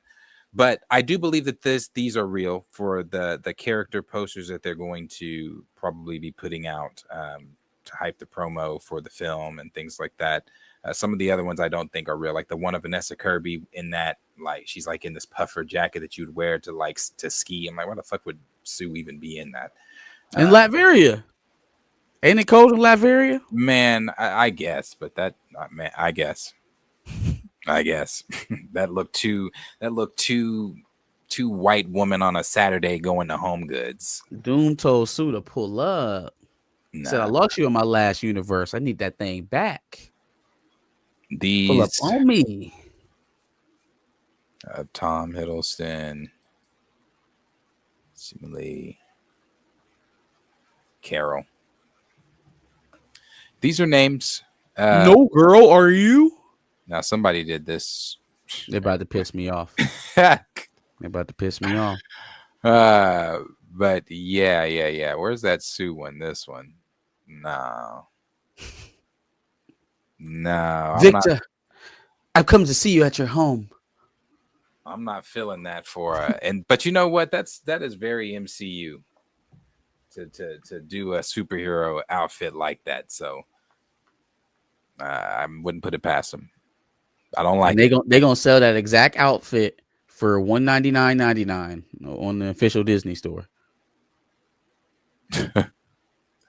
People were comparing these, but I don't like I don't know. We'll see it. Like they said, it's a whole a sequel to Endgame. So we'll see exactly what this is going to be. But I'm very interested I don't think I've ever been as interested in a trailer. In a trailer?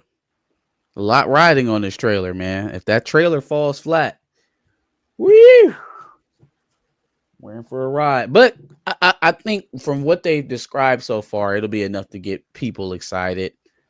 Again, I still have the story questions, but those won't be answered until either later teasers that we get or even when the movie gets here. So we'll probably get a little bit more from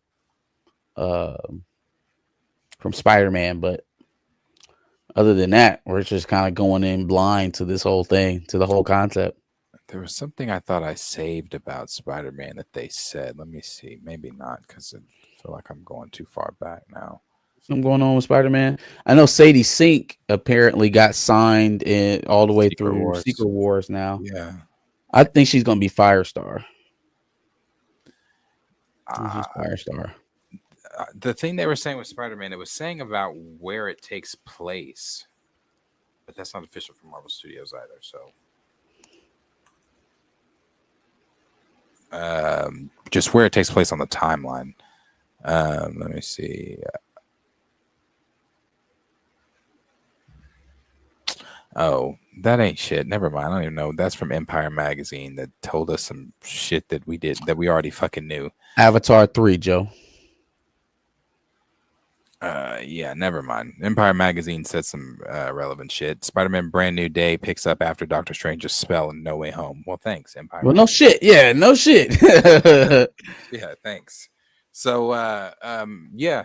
I don't know where on the timeline that film is. I don't know what that film is. Is it a Battle World film? Is it? Dog, but there's so many people in it. It's got to be something like a Battle World. Like, what if they started out just like a regular Peter Day in the Life New York type of movie, and that's where all the Scorpion stuff is coming from, or not Scorpion. What's the dude? Tombstone rumors, right, from my boy Tremel. But then incursion, and now we got this whole Battle World thing going on, and now like that's where the movie takes you. Like it's like the street level Spider-Man Day in the Life stuff is kind of a MacGuffin, and it ends up being a Doomsday movie, like a Doomsday 1.5 or Doomsday 0.5. Yeah, it'll be interesting. Like I said, I'm really ready for that trailer. I want to, and I'm interested, man. I want to see how is he? Is he playing this? How different is he playing this from how he played Tony? If, and I don't want to believe this, but I'm starting to believe it more and more and more the closer we get. If he truly is, if Tony was if Tony was truly never Tony and a variant of Victor the whole time, uh, how was he playing that different? It's so fucking stupid to even entangle it that way. But now at this point, I'm trying to figure out, is it worse if they do this and they make him both characters and there's no connection? Or should you just let them try to connect the stories for the sake of they chose to cast Robert Downey Jr. as Dr. Doom? I feel like it's almost worse if they don't connect it somehow. I wouldn't mind. I mean, I don't mind them connecting it. It's just I don't like the fact that how they did it. The execution is poor. Yeah, for sure. Yeah, like the whole thing of like Tony was always Dr. Doom. Dr. Doom. So there was no other Dr. Doom and Tony together.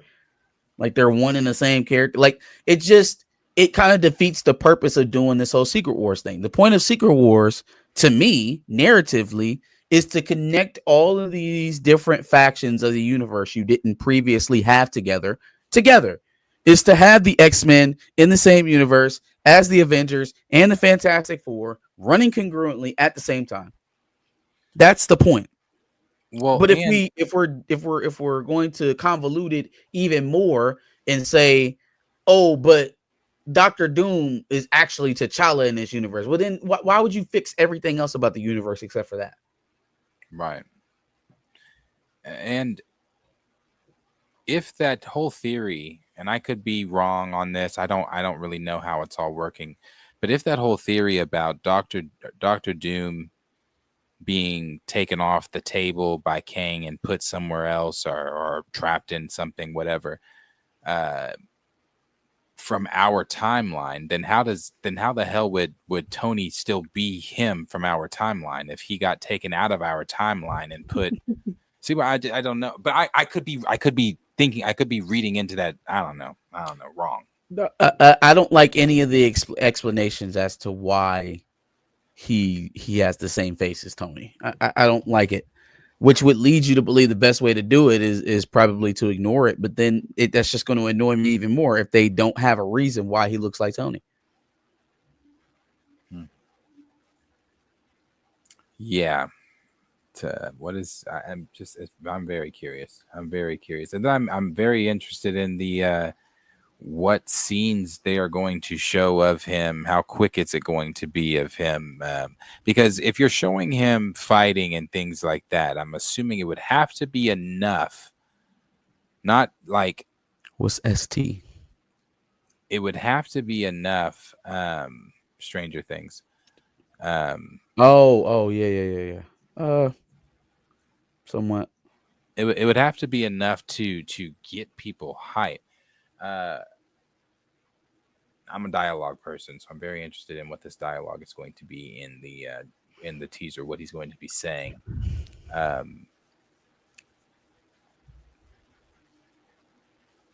Over under on Thanos being the bar for Dr. Doom's dialogue. You think it's going to clear Thanos, or you think it's going to fall short? That's tough. I was about to say Thanos' dialogue was legendary. Thanos had some banger lines. Run it, dread it, destiny arrives all the same. Or I should say, I arrived. Yeah, he had some banging lines. You could not deal with your failures. That's where did that leave you? Where did that lead you? He threw that rock set back to me. Nah, Thanos has some great lines. You fought bravely, Stark. When I set it all back, I'll make sure that they remember. What did he say? When I set the world straight, I'll make sure whoever's left remembers you. Yeah. And then let the nigga to bleed out. He didn't even finish him off. He just left. They just assume that he had been beaten sufficiently enough to just die. Yeah. Yeah, I hope she's not Jean. I'm hoping Sadie Sink is not Jean, because that means we going super young, which means Storm is gonna be super young, and you already know where we going next. I don't think she's Jean. Because Jean and her presence in Doomsday. I'm sorry, Spider-Man. Why? but hold on now. You asking why about making sense? You're asking about logic here, and that's not the company we dealing with necessarily. So let's not forget there's going to be some MCUification in here somewhere. It may come in the form of Cynthia Erivo playing the Blade variant. We don't know. We don't know. Yeah. I'm ready for it. I am ready for that trailer though. Next month, Avatar comes out. It is in front of it. If it doesn't leak before, it is in front of it. But we've heard they filmed several different versions, or crafted together several different versions of this trailer. And this is, I guess, one of the ones that they've landed on. I like this version. I like this one. I do like this one. I don't think you're showing anything yet. Oh, no, there's nothing. Oh. It was just the same, the words, Gotcha. that paragraph. But I do like that one. I like. Oh, okay, I got you. You prefer the Doom sizzle reel?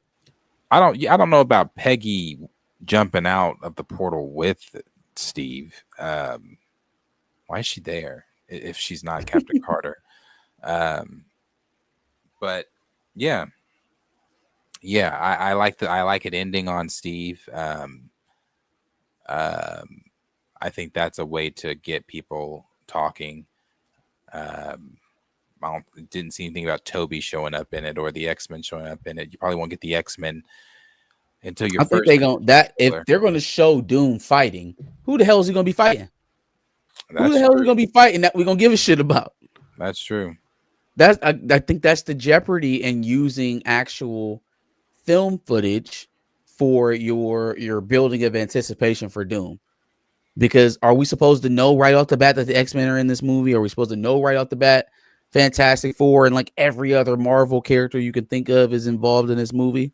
I don't think they want to just unload that at first sight. Now, as they go on, they do more and more media for the movie and stuff like that. Stuff is going to get out, but we don't start on giving everything and then still have that trickle out of information. You want to start from a point of mystery, of intrigue, and then have people fill in the gaps. Yeah. They didn't have that luxury. No. Well, they did, but they squandered it. So now they, every time I watch Rick and Morty, how they do at the end of the episodes, how the writers will talk about the episode. Every time Jeff Loveness comes on, I'm like, interesting. This man is one of the factors that single-handedly took down this machine with his freedom, the freedom that he was given to do Multiverse of Madness, or not Multiverse of Madness, sorry, Quantumania. I always, when I think about Quantumania, there's a lot other things leading up to Quantumania that were, helping nail that final nail into that coffin. Well, one of the final nails into that coffin, but that film, Jesus, that film is so bad. It is so bad. And the more I'm rewatching Rick and Morty, there's so many Rick and Morty-esque just things. And I mean, like I said, I haven't gone back to it. I watched it once. We talking about Quantumania, right? Oh, I haven't rewatched it. Yeah, I've only seen it one time. And so I didn't pick up on the Rick and Morty isms of it too much because I was so focused on the shit that I was pissed about. Like the minute I saw MODOK, the movie was pretty much over for me. I was focusing on the fact that all right, well, we started out strong on this whole Janet and Kang angle. Like, let's keep working that. Let's use that to expand Michael Douglas's role in this movie. Where the hell is why is Evangeline Lilly even in this fucking movie? Because she's barely said 10 words the entire time. And then all of a sudden I see MODOK and I'm like, yeah, no, nope, hang it up. Put the fries in the bag, buddy. I don't think you'll ever make another Marvel movie. You know, it was bad. It was It was very bad. It was truly bad. But yeah, Doomsday. We'll wait to see what. Obviously, we'll be here when that trailer comes out. I don't know. We'll all discuss if we'll watch it when it drops, or if we'll, depending on where we are when it drops, if we'll jump online. I don't know if they're going to drop it online before. You know, the day that shit hits the theaters, it will be on the internet within hours. We will be able to see it. We will definitely be able to see it. She looks like a witch lady. She looks like that shit is getting to her, and she need to stop. Yeah, she is an actress, a singer, a bodyguard. She's Yzma from Emperor's New Groove. Somebody made one of the best meme gifs that I have saved in my arsenal, and it's have you seen the one of Cynthia Erivo jumping back and going? Have you seen it? Like, she's in that black dress, she's like, but at the beginning, before she does that, it's Sentry doing where he's throwing the bullets, but they don't have the bullets in it. It's him doing like this, and she's going back. So it's funny. I would have to pull it out for you to get it. I understand. To get it, but that shit is funny. There's been a lot of Cynthia Erivo memes, especially with this new Wicked movie going around. Did you see the fan try to hug Ariana Grande and the way that they freaked? Like, I get it. Yeah. People popping out of crowds and touching you, it could be scary. I got that. But nigga, the reaction, you would have thought he had a weapon. You would have thought he was trying to hurt her. You would have thought he came in there with a chainsaw or something. First of all, she start fucking hyperventilating and almost hit the damn floor. Okay. I don't know, not even bro. From that instant. I'm just talking about in general. Yeah, I don't know if either one of them are okay. I'm telling you, they need to leave that shit alone, Ricardo. They got to put that shit down. Ariana's not the same. Somebody posted a Twitter video, like not a Twitter video. It was like a TikTok that they reposted on Twitter. And it was like she died. The old Ariana died after 2020. And it was like all these interviews and things she was doing before 2020. I was like, she really now she do sound different. She sound like when she was dating Big Sean. Oh, nigga, this person that we see now didn't exist. Yeah, no. So I don't know. People, and I saw another TikTok of somebody talking about what the fuck is going on that Wicked tour between Cynthia. They said because they make me not want to go watch the movie. I was like, I don't know what's going on with them, but it is weird. It's every time I see them, they look fucking bugged out, like they about to, like they on the moon somewhere. Yeah, and they always touching on each other. Always. So I don't know. Lena Waithe just don't care, huh? She just let you get all handsy with everybody. Always. But okay, we've got also the last thing here is today in Hollywood, on the Hollywood Walk of Fame, Chadwick Boseman received his star. I'm trying to pull that back up, actually. And I hadn't seen the pictures or anything like that prior to sitting down. I had seen some of them, but I didn't see a lot of these. If I can enlarge it prior to sitting down. But it is sad. especially, combing through these and seeing Simone's face. I'm sure Viola spoke well. Um, this picture here, it's very sad. Yeah. Her placing his shoes on the star. His brother's there. Ryan spoke for 10 minutes. I haven't gotten to watch that at all yet. That I do want to see it. He obviously, that you can see from this picture here, was emotional. He said that the parts I did see of the speech, he started off saying he hasn't publicly spoken about Chad since his death and things like that. So yeah, Who Ryan. He said he has said that? Let me make sure I'm hearing that correctly. But yes, he did say That he hasn't publicly spoken about Chadwick since his death. Like that's. I mean, I'm not trying to nitpick the man's statements, but I mean that's false, like, categorically. Not even that it's a bad thing that it's false. He's only said good things, but we've heard him speak about Chadwick Boseman multiple times. Let me hear what he said. Hold on. It won't play the sound because I use Firefox. He said, I want to ask that y'all bear with me. I've never had to speak about Chadwick directly since his passing. I'll give him directly because maybe all the times we've heard him talking about it was in reference to Black Panther. Yeah, I'll give him that. So, yeah, very sad moment, but also a happy moment because he received his star on the Hollywood Walk of Fame. But very sad because they're obviously, I mean, grief is not something that they're going to be forever mourning. They're going to be forever mourning.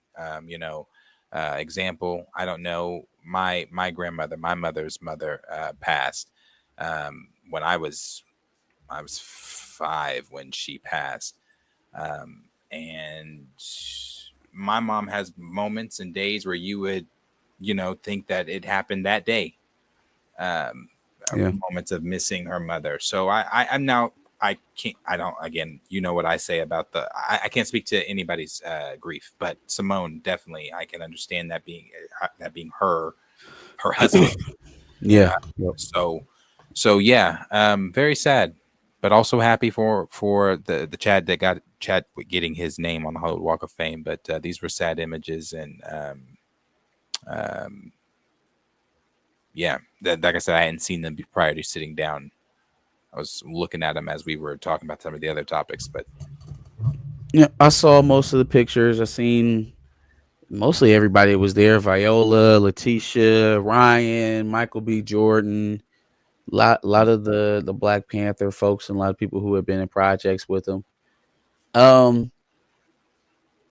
would say this is one of the first times that when we've brought up Chadwick Boseman, that it felt weird that he wasn't actually around. It just kind of reminded you that he's not here anymore. Because right, while everybody talks about honoring Chadwick and how much they cared about him while it was here, the amount of people who have taken like tangible action to honor him, not just certain business decisions and things like that they say are in memory of him, but like a scholarship program or a library being opened up his name at Spelman, like that's something tangible.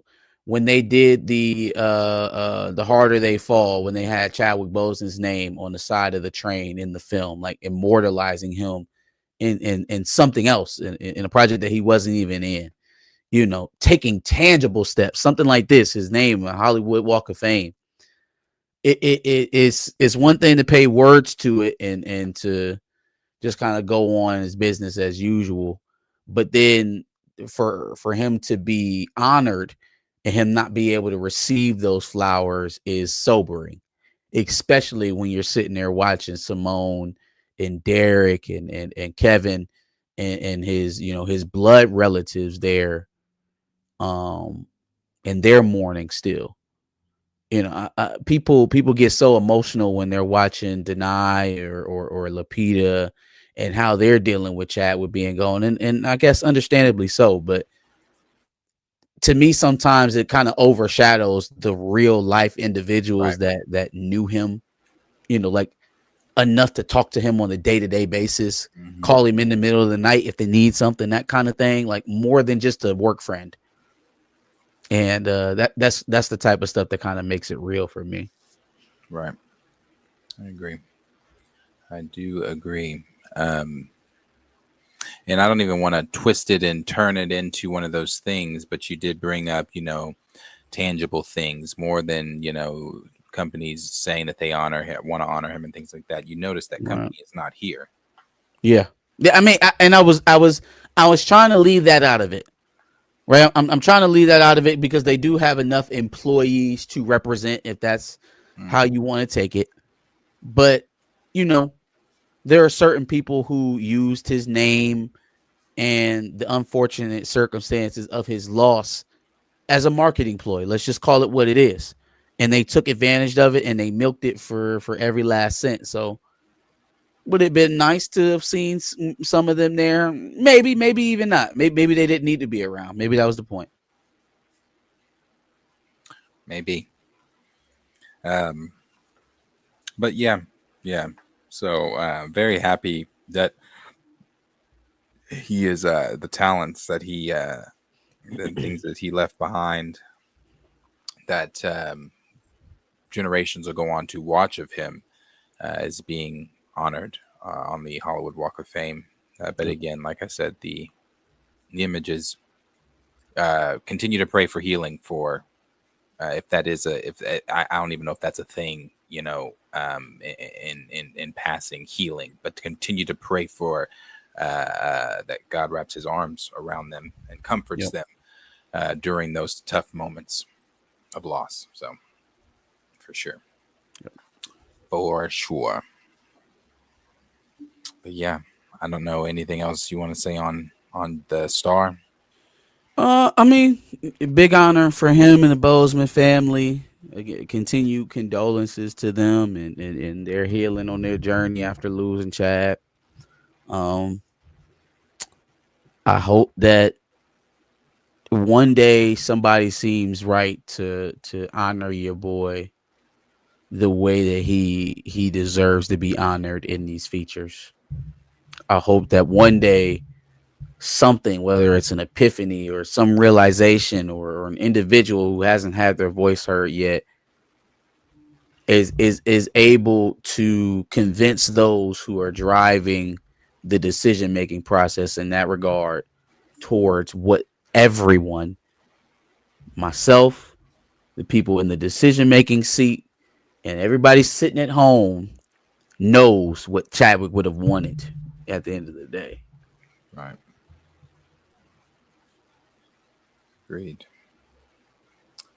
Agreed.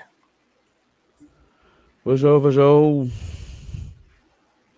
Any other lingering topics out there you had in mind? Anything else we skipped over this week? Trump was sucking dick. Yeah, that's what they say. Trump was sucking. No. Not what they say. That's what Epstein and what's his name? Steve Bannon. That's what they was talking about. I'm like, hey, do Putin got that video of Trump blowing Bubba? Man, what? Well, you got to remember. You have to remember at Charlie Kirk's memorial and at the RNC convention, the Grinder app crashed twice. Hey, You have to remember that. Trump is so ego driven, though. I feel like there was a comedian who brought this shit up. He was like, you could probably trick Trump into sucking a dick. You could like Bill Clinton to be like, I bet you can't suck a dick. And Trump, I suck the best dick. I'll do it. I'll do it better than Monica Lewinsky. Right? Like you could trick Trump into doing some shit like that on some you can't do it shit. Oh yeah, definitely. But also he could just be closeted. That's also a Republican thing for sure.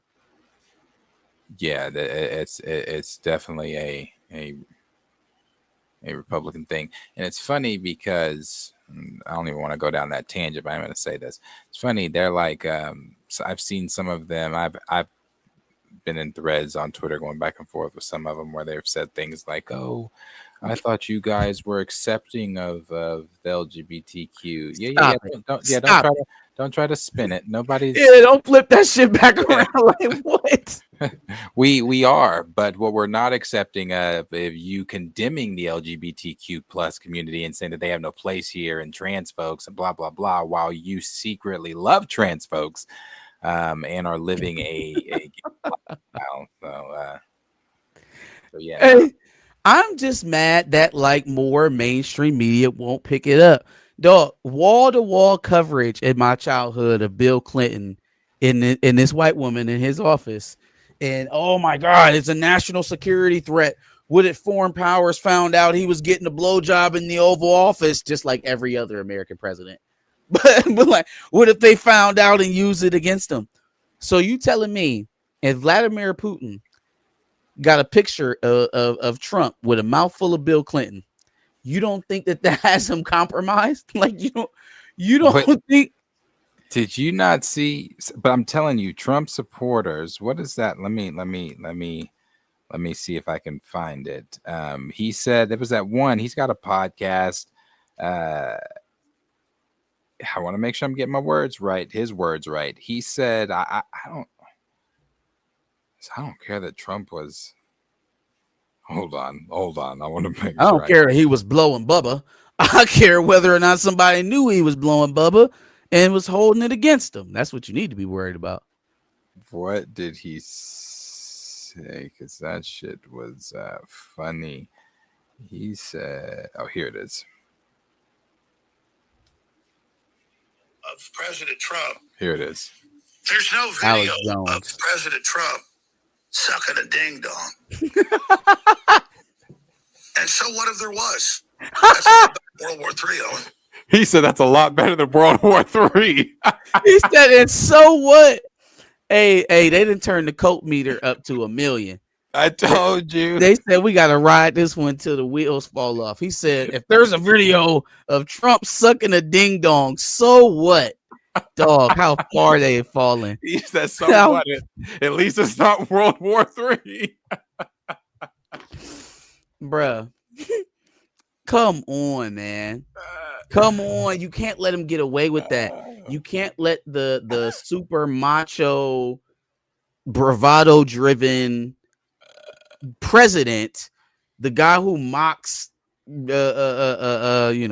handicapped people, and he said Ted Cruz's wife was ugly. I don't give a fuck about that, but he said it. Right? Like you can't let that guy get off the hook with sucking ding-a-ling. You just can't. You have to let him eat that for the rest of his life. I don't ever want people to let go of that. Just like we ain't let go of the Epstein files. Do not let go of the fact that Trump sucked somebody's dick. Whether it was some oil tycoon who was named Bubba, or whether it was the formerly elected president from Arkansas. He was on them knees, boy. He was on them knees. That's funny. And you know what? Yeah, no, that's funny. That's funny. Bubba, Trump, the Epstein files, he signed to release them today. Yep. He had to. He ain't had no choice. Yeah. There was around 100 Republican senators that were going to vote for it anyway, so he didn't have no choice. Well, Mark Epstein was all on the MSNBC or CNN or whatever. I think it was CNN, yep. Talking about how they're scrubbing the files from a very good source. Here's the thing. So if you were ever expecting to get a complete list with all the names unredacted and saying exactly what happened to each individual, then you was fighting for the wrong thing in the first place. The best that we could hope for is to get it on law that they have to disclose all the information. And then you're probably going to have to wait for another administration to pass before you can start getting some of the unredacted stuff up. Go ahead. I was going to say, just even if this does go through, I think it does nothing to, this is not going to be his Nixon moment. He's not resigning. Well, here's the thing. This is why it's already bad for Trump. is because without the release of the entire documents around the case, he's still riddled with the controversy of it. He's popping up in all the emails that the House Intel Committee released. He's all in that birthday book. This is something that will never stop for him, because even before the release of the files, he's found to be riddled all the way through and entangled with Epstein. So it'll never go away. And as long as people are looking for someone to hang, that's the one thing that nobody's talking about in all of this, right? Is that this is America. Okay. And when we talk about people want someone held accountable, it ain't just releasing some shit on the news and telling everybody about it. That's not accountability in America. They want their pound of flesh. And the more you go along trying to defend all the folks that was doing all this dirt to these women, the more they're going to want that pound of flesh. Well, who's the number one individual with circumstantial evidence floating around him constantly and more of it coming out every single day? It's the fucking president. So he has two options at that point, right? Even if I am going to watch the files, I can't clean them to the point where nobody gets bit, because where does that lead everybody back to? Leads everybody right back to me. If not for the fact that I'm the only one that has legitimate evidence out there, but also because I'm the one keeping other pedophiles from getting taken. So he has to either sacrifice some folks, left, right, don't matter, let them get ate up in these files, in which I'm still in favor for, because you still a pedophile and you still traffic young girls with Epstein for favors or for information or for whatever the fuck you did it for. But you did it. Right. And then with Trump, this is just never a story that's going to go away from him. Releasing them isn't going to clean it for him. Somebody else going to jail ain't going to clear for him. It can only relieve the pressure. But the story would never completely go away from him. It's going to follow him the rest of his presidency. Yeah, that's the thing. The rest of his presidency. I don't think they have to do it within a month. See, but you gotta do it within a month, Weezy. But yeah, streets want a body, absolutely. Streets want a body. Yeah, and I don't know why he, him and the MAGA team keep saying, Democrats this, Democrats that. Democrats were friends with Epstein. Okay, well, then serve them up. Fine. Yeah, so that serve them up. Tell us who the Democrats are, please. Yeah, nobody over here is like, oh, well, we're protecting the Democrat pedos. No, we're pushing them out there too. Whoever the fuck they are, yeah, tell us who they are. Tell us who they are. That's something he probably should have already been on. But then again, he's not. He old, y'all. He's Biden age. He's sunset hours. Man wears a diaper. And he goes to bed at 8 o'clock. Is bad over there. So that politically savvy guy that was there in 2016 is not as sharp. Him also talking about that the Democrats were friends with Epstein, all his friends. Brother, I don't know what, obviously he's not watching the same news channels. He watches Fox. He doesn't watch the same news channels we watch because he, is quoted saying, are these not the protests? Are these protests not happening now? Are these old? Am I watching old news? So he's quoted saying dumb shit and watching dumb shit. So he's probably he's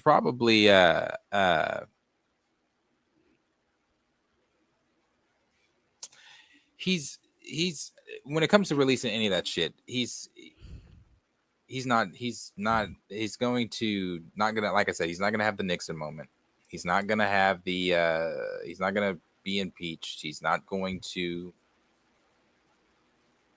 it's gonna follow him, but he's not going to nothing happens to him.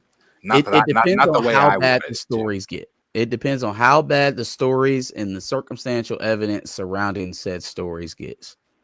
Because if they could line, because another wild card we got in this is the almost thousands of victims who are talking about releasing their own list.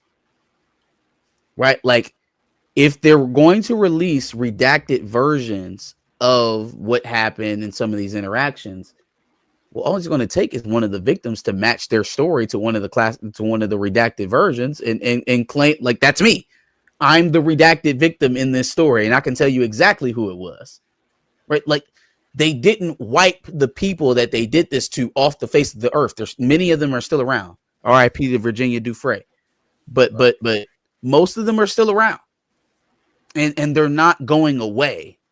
So by the very nature that he has to release any information, again, y'all, he took Pam Bondi, he took Lauren Boebert, Cash Patel. He took all of them into the Situation Room, which you don't do unless the goddamn country is under threat.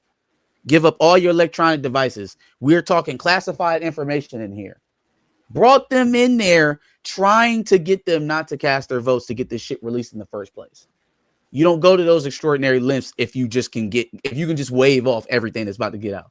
You wouldn't go that far. You wouldn't tip to your opponents that you're that desperate if you don't have to.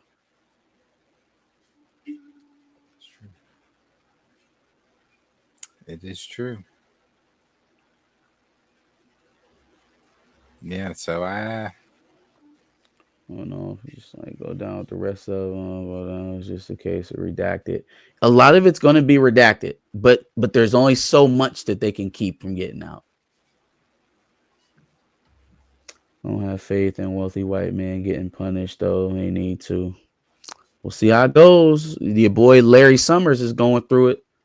He got kicked off a board, lost his job at a university, and lost some other shit. I think all in about 24 hours just for having continued email conversations with Epstein around the time of his conviction. It doesn't. What's the name? Prince Andrew got kicked out of the royal family. Yeah. This is not going to end up like, oh well, we'll deny it and we'll no. People are going to face some consequences. Will it be everybody? No, it will not be everybody. And if that's what we need for justice to be served, then I don't think that individual is going to call it justice. But people are going to have their reputations tarnished, and they'll be viewed in the correct light. They'll be viewed in the light that we should have seen them before, and not in this facade of money where we respect anybody who is able or lucky enough to get their hands on it. Like they have different answers than everybody else. Like they were specially ordained by God or some shit. Yeah, people are definitely going to have images tarnished. But sorry. We'll see how far it goes. I'm glad we're at least here, because I feel like a year ago when we was talking about this, I don't think we had even envisioned it going this far, having bipartisan support of Congress to reveal all of this. And one more thing that you can take from all of this is that this is now a popular political point. People will now run on convicting individuals in the Epstein files. If you're low-hanging fruit, you're gonna turn into some up-and-coming senators or some up-and-coming House member. You're gonna turn into their Senate run. Yep. Some young Senate seat, you're gonna turn into their presidential run. If you are vulnerable enough and there's enough information out on you where we can pin it on you, and now Donald Trump can't defend you, or Joe Biden can't defend you, or whoever the fuck it was you had in the administration at the time you was doing your dirt can't defend you, your ass gonna get ate up. You have to make it politically advantageous for the folks who did this shit to die. Not literally, speaking figuratively for YouTube, but you have to make it beneficial for them to die politically. And then, Washington will do the rest for you. Yeah. We got one more super chat here. Let me get to the joints. Hold on.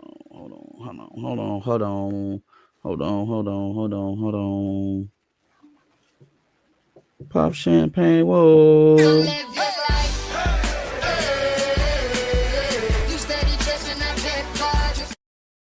Wrong one.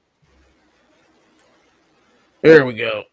I am Too Fly Cam, $5. We appreciate you, dog.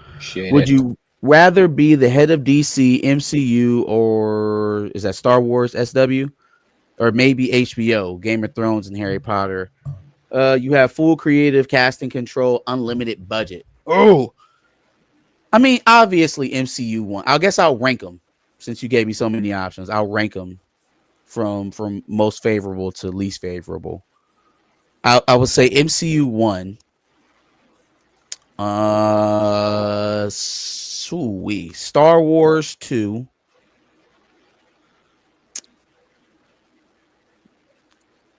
HBO 3, DC 4.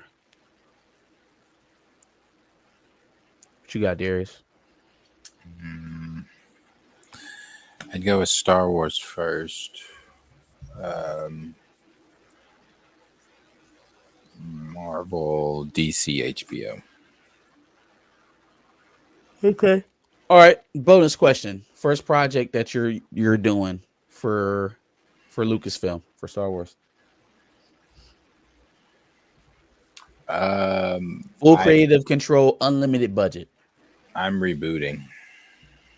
Okay. What's the first project? So it's we're going Knights of the Old Republic. We're starting there. Clean over, huh? Starting there and making it as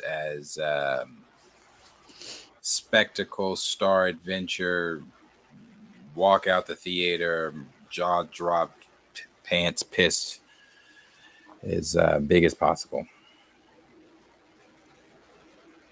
All right. So if we've got unlimited budget, I'm hiring Hickman and Antoine Fuqua immediately. Hickman as the head narrative creative, and Fuqua is probably going to be my lead director on a lot of films. But my first film out of the gate is going to be a House of X Powers of 10 film.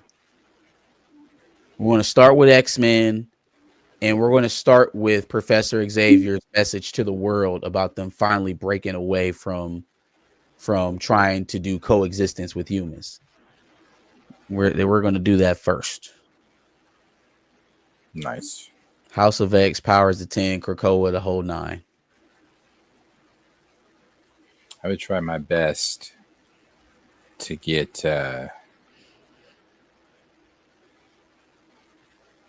Nolan to do a trilogy and Cameron to do a trilogy. A Star Wars trilogy with Christopher Nolan?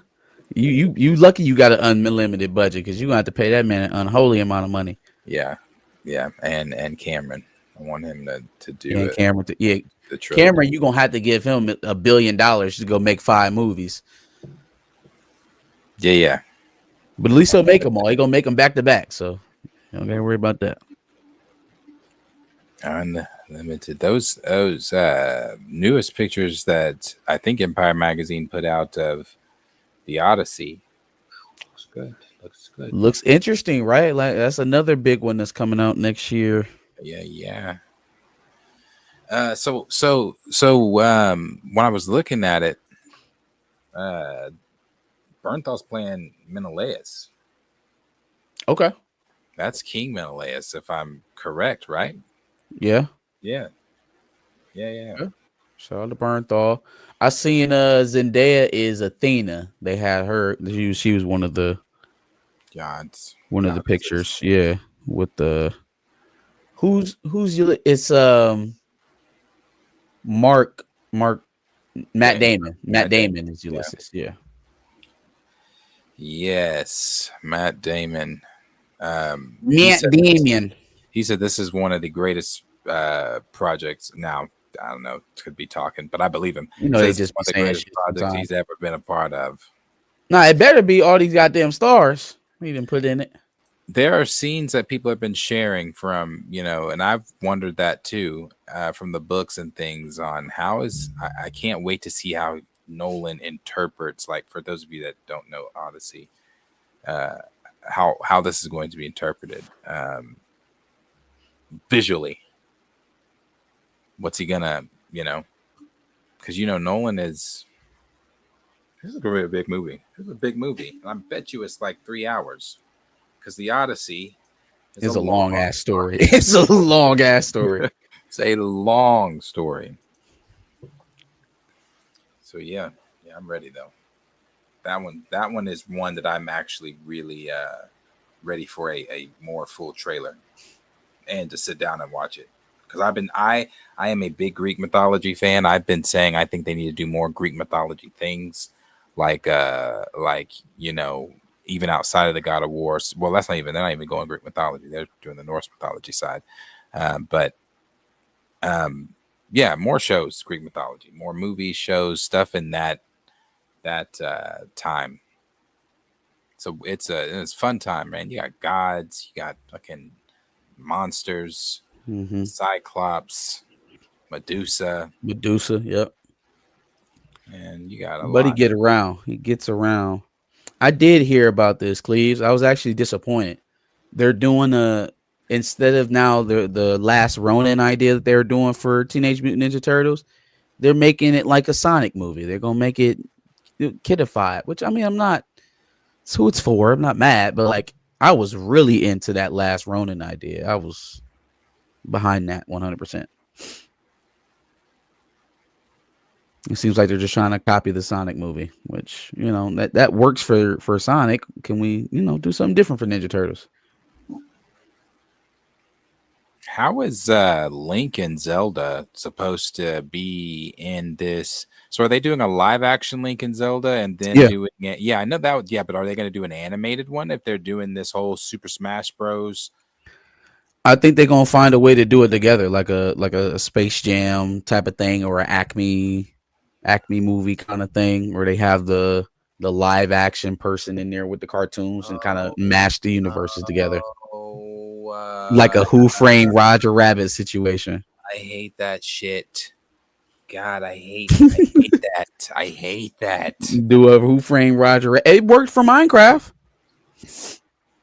They had real people walking around with digitized figures. It worked for them. Yeah, visually, I've never been. I think I tolerate. Not tolerate. I really do. I grew up on Space Jam. Space Jam was Space Jam. But, man, I can't imagine seeing like the dope animation that we're seeing so far in like the Mario movies. And then we're about to see Yoshi in this one. And then, what if they do Star Fox? What if they do Metroid? And then, here comes live action Link and Zelda next to him. I'm like, what the? No. Well, but that assumes that they're going to continue to only do animation for those characters, right? Like you have flexibility where some of them could be live action as well to kind of really ugly. You could either split it up or you could meld them together.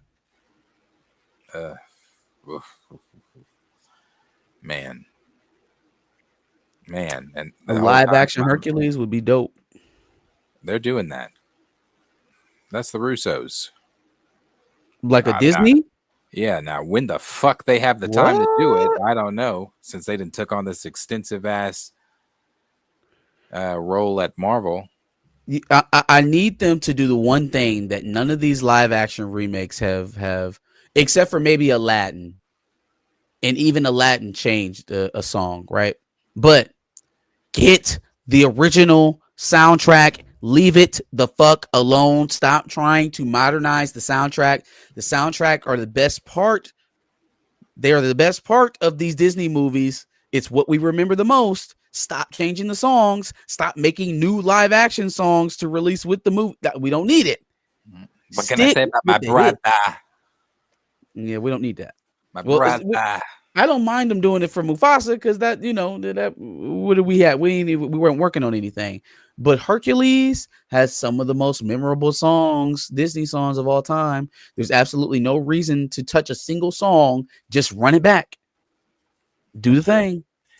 Some people, not everybody agrees with me when I say this, but I still always say it. How to Train Your Dragon to me was perfect. I don't give a shit. Yeah, let's say you liked How to Train Your Dragon. Yeah, I don't give a shit if it was even Lilo and Stitch to a certain degree, right? Yeah, to the things that they like. Okay, How to Train Your Dragon to me was perfect because, again, I know people don't like this, but because it was the animated movie, they didn't go in and say, oh well, what if Hiccup didn't get toothless? Yeah, that'd be a fun route. Like they didn't go in and try to change shit. They went in and left it alone. Like it's scene for scene. And it's I get the arguments of, well, why have a live action if you just watch the animated? Because it's live action. That's why. Because I wanted to see the movie I already liked in Yes. real life. Like that's all I wanted. That's what I showed up for. Exactly. So, and it was perfect. Do that. That's something Disney hasn't grasped the concept of. It's like, again, I will say this every time I talk about Lilo and Stitch. I won't say I loved Lilo and Stitch. I liked Lilo and Stitch. But when the director says, well, we couldn't find a way to fit Gantu, what the fuck? What do you mean fit Gantu? What are you talking about? There's a whole ass movie that showed you how to fit him. So it's like that stuff. I don't like that. Because Gantu was needed because Jumba, Zach Galifianakis being the villain, that wasn't it. I didn't even realize that was Zach Galifianakis until I was actually watching the movie. Until I was sitting down watching the movie. Oh, well, then you heard him. Yeah, no. Yeah, I was like, damn, you didn't think to market Zach Galifianakis in your movie? Like you didn't think to maybe have more scenes with Zach in it? Like, I don't know. Yeah, no, I haven't heard the Ice Spice SpongeBob song. Have you? I saw people saying, why couldn't she make it more kid friendly? And then somebody commented, said, well, how is she going to make it kid friendly? I was about to say, how does Ice Spice make songs for kids? That just probably should have just not engaged, I guess. Yeah, no, it's her sitting. It's very cheaply made. It's like looked like something like, I don't know if I could make that here, but it's like something somebody made on their computer with like, I don't know, a very low tier program. But so this wasn't like an official. No, it's. I think it is for SpongeBob. Like, no, it is official for SpongeBob now. If that is the work of Paramount Nickelodeon, they need to talk to somebody because that it's her sitting in like this cartoon roller coaster, and she's got the big pants. I don't know. She's saying something about SpongeBob's got big pants or something like that, but she's like doing, shaking and shit like that. But somebody quote retweeted that tweet and said, that do you remember this? Hold on. Everybody got to remember this one. This was a classic.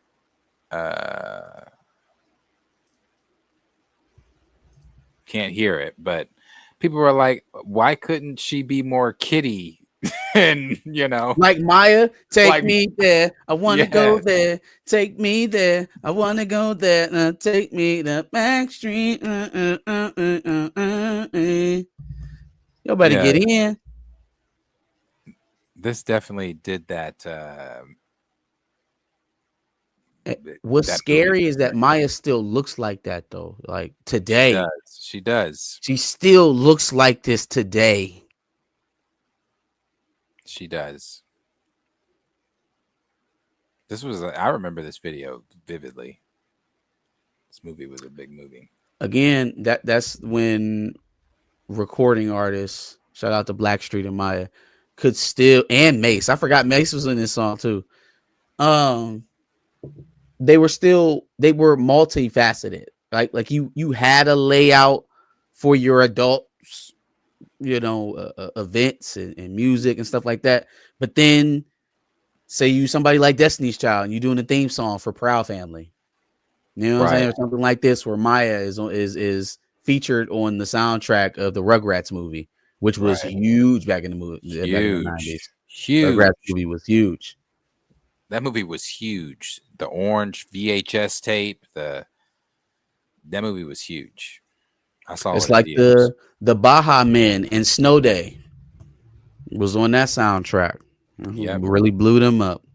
Yep, the Baja Men were on that soundtrack. Who let the dogs? Who let the dogs out? Who let the dogs out? Yep. Good times. So, love all it. right, y'all. I think that's about it. Yeah, I think that is about it. It's been real, Pantheonas. Appreciate y'all kicking it with me before Darius came in and saved the show. I will be live again on Sunday at 4:30. We'll be back on the couch, ready to hash it out. So y'all know where to find me at. Darius, what you got going on?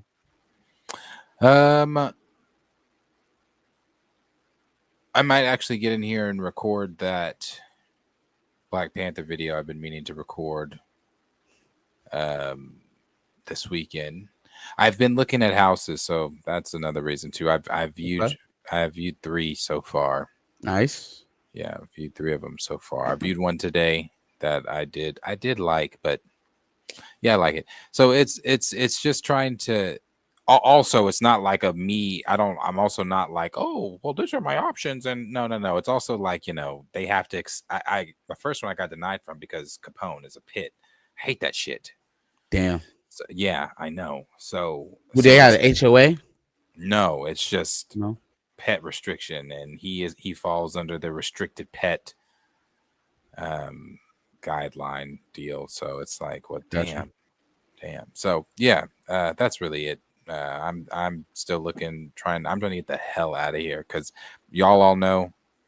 I know we're trying to get out of here. Schedule's bad. That's why I'm late every damn Thursday. It's also one of the reasons that Chill and I aren't able to do the. We haven't been doing the morning show. Yeah, we haven't been doing the morning show. I think his schedule's kind of back to normal, the way to where we could. Just for me now, I'm using that extra time.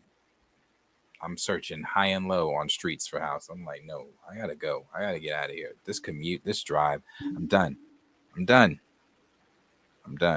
so done. I get sick of my own voice saying I'm done every day. I'm like, gotta get out.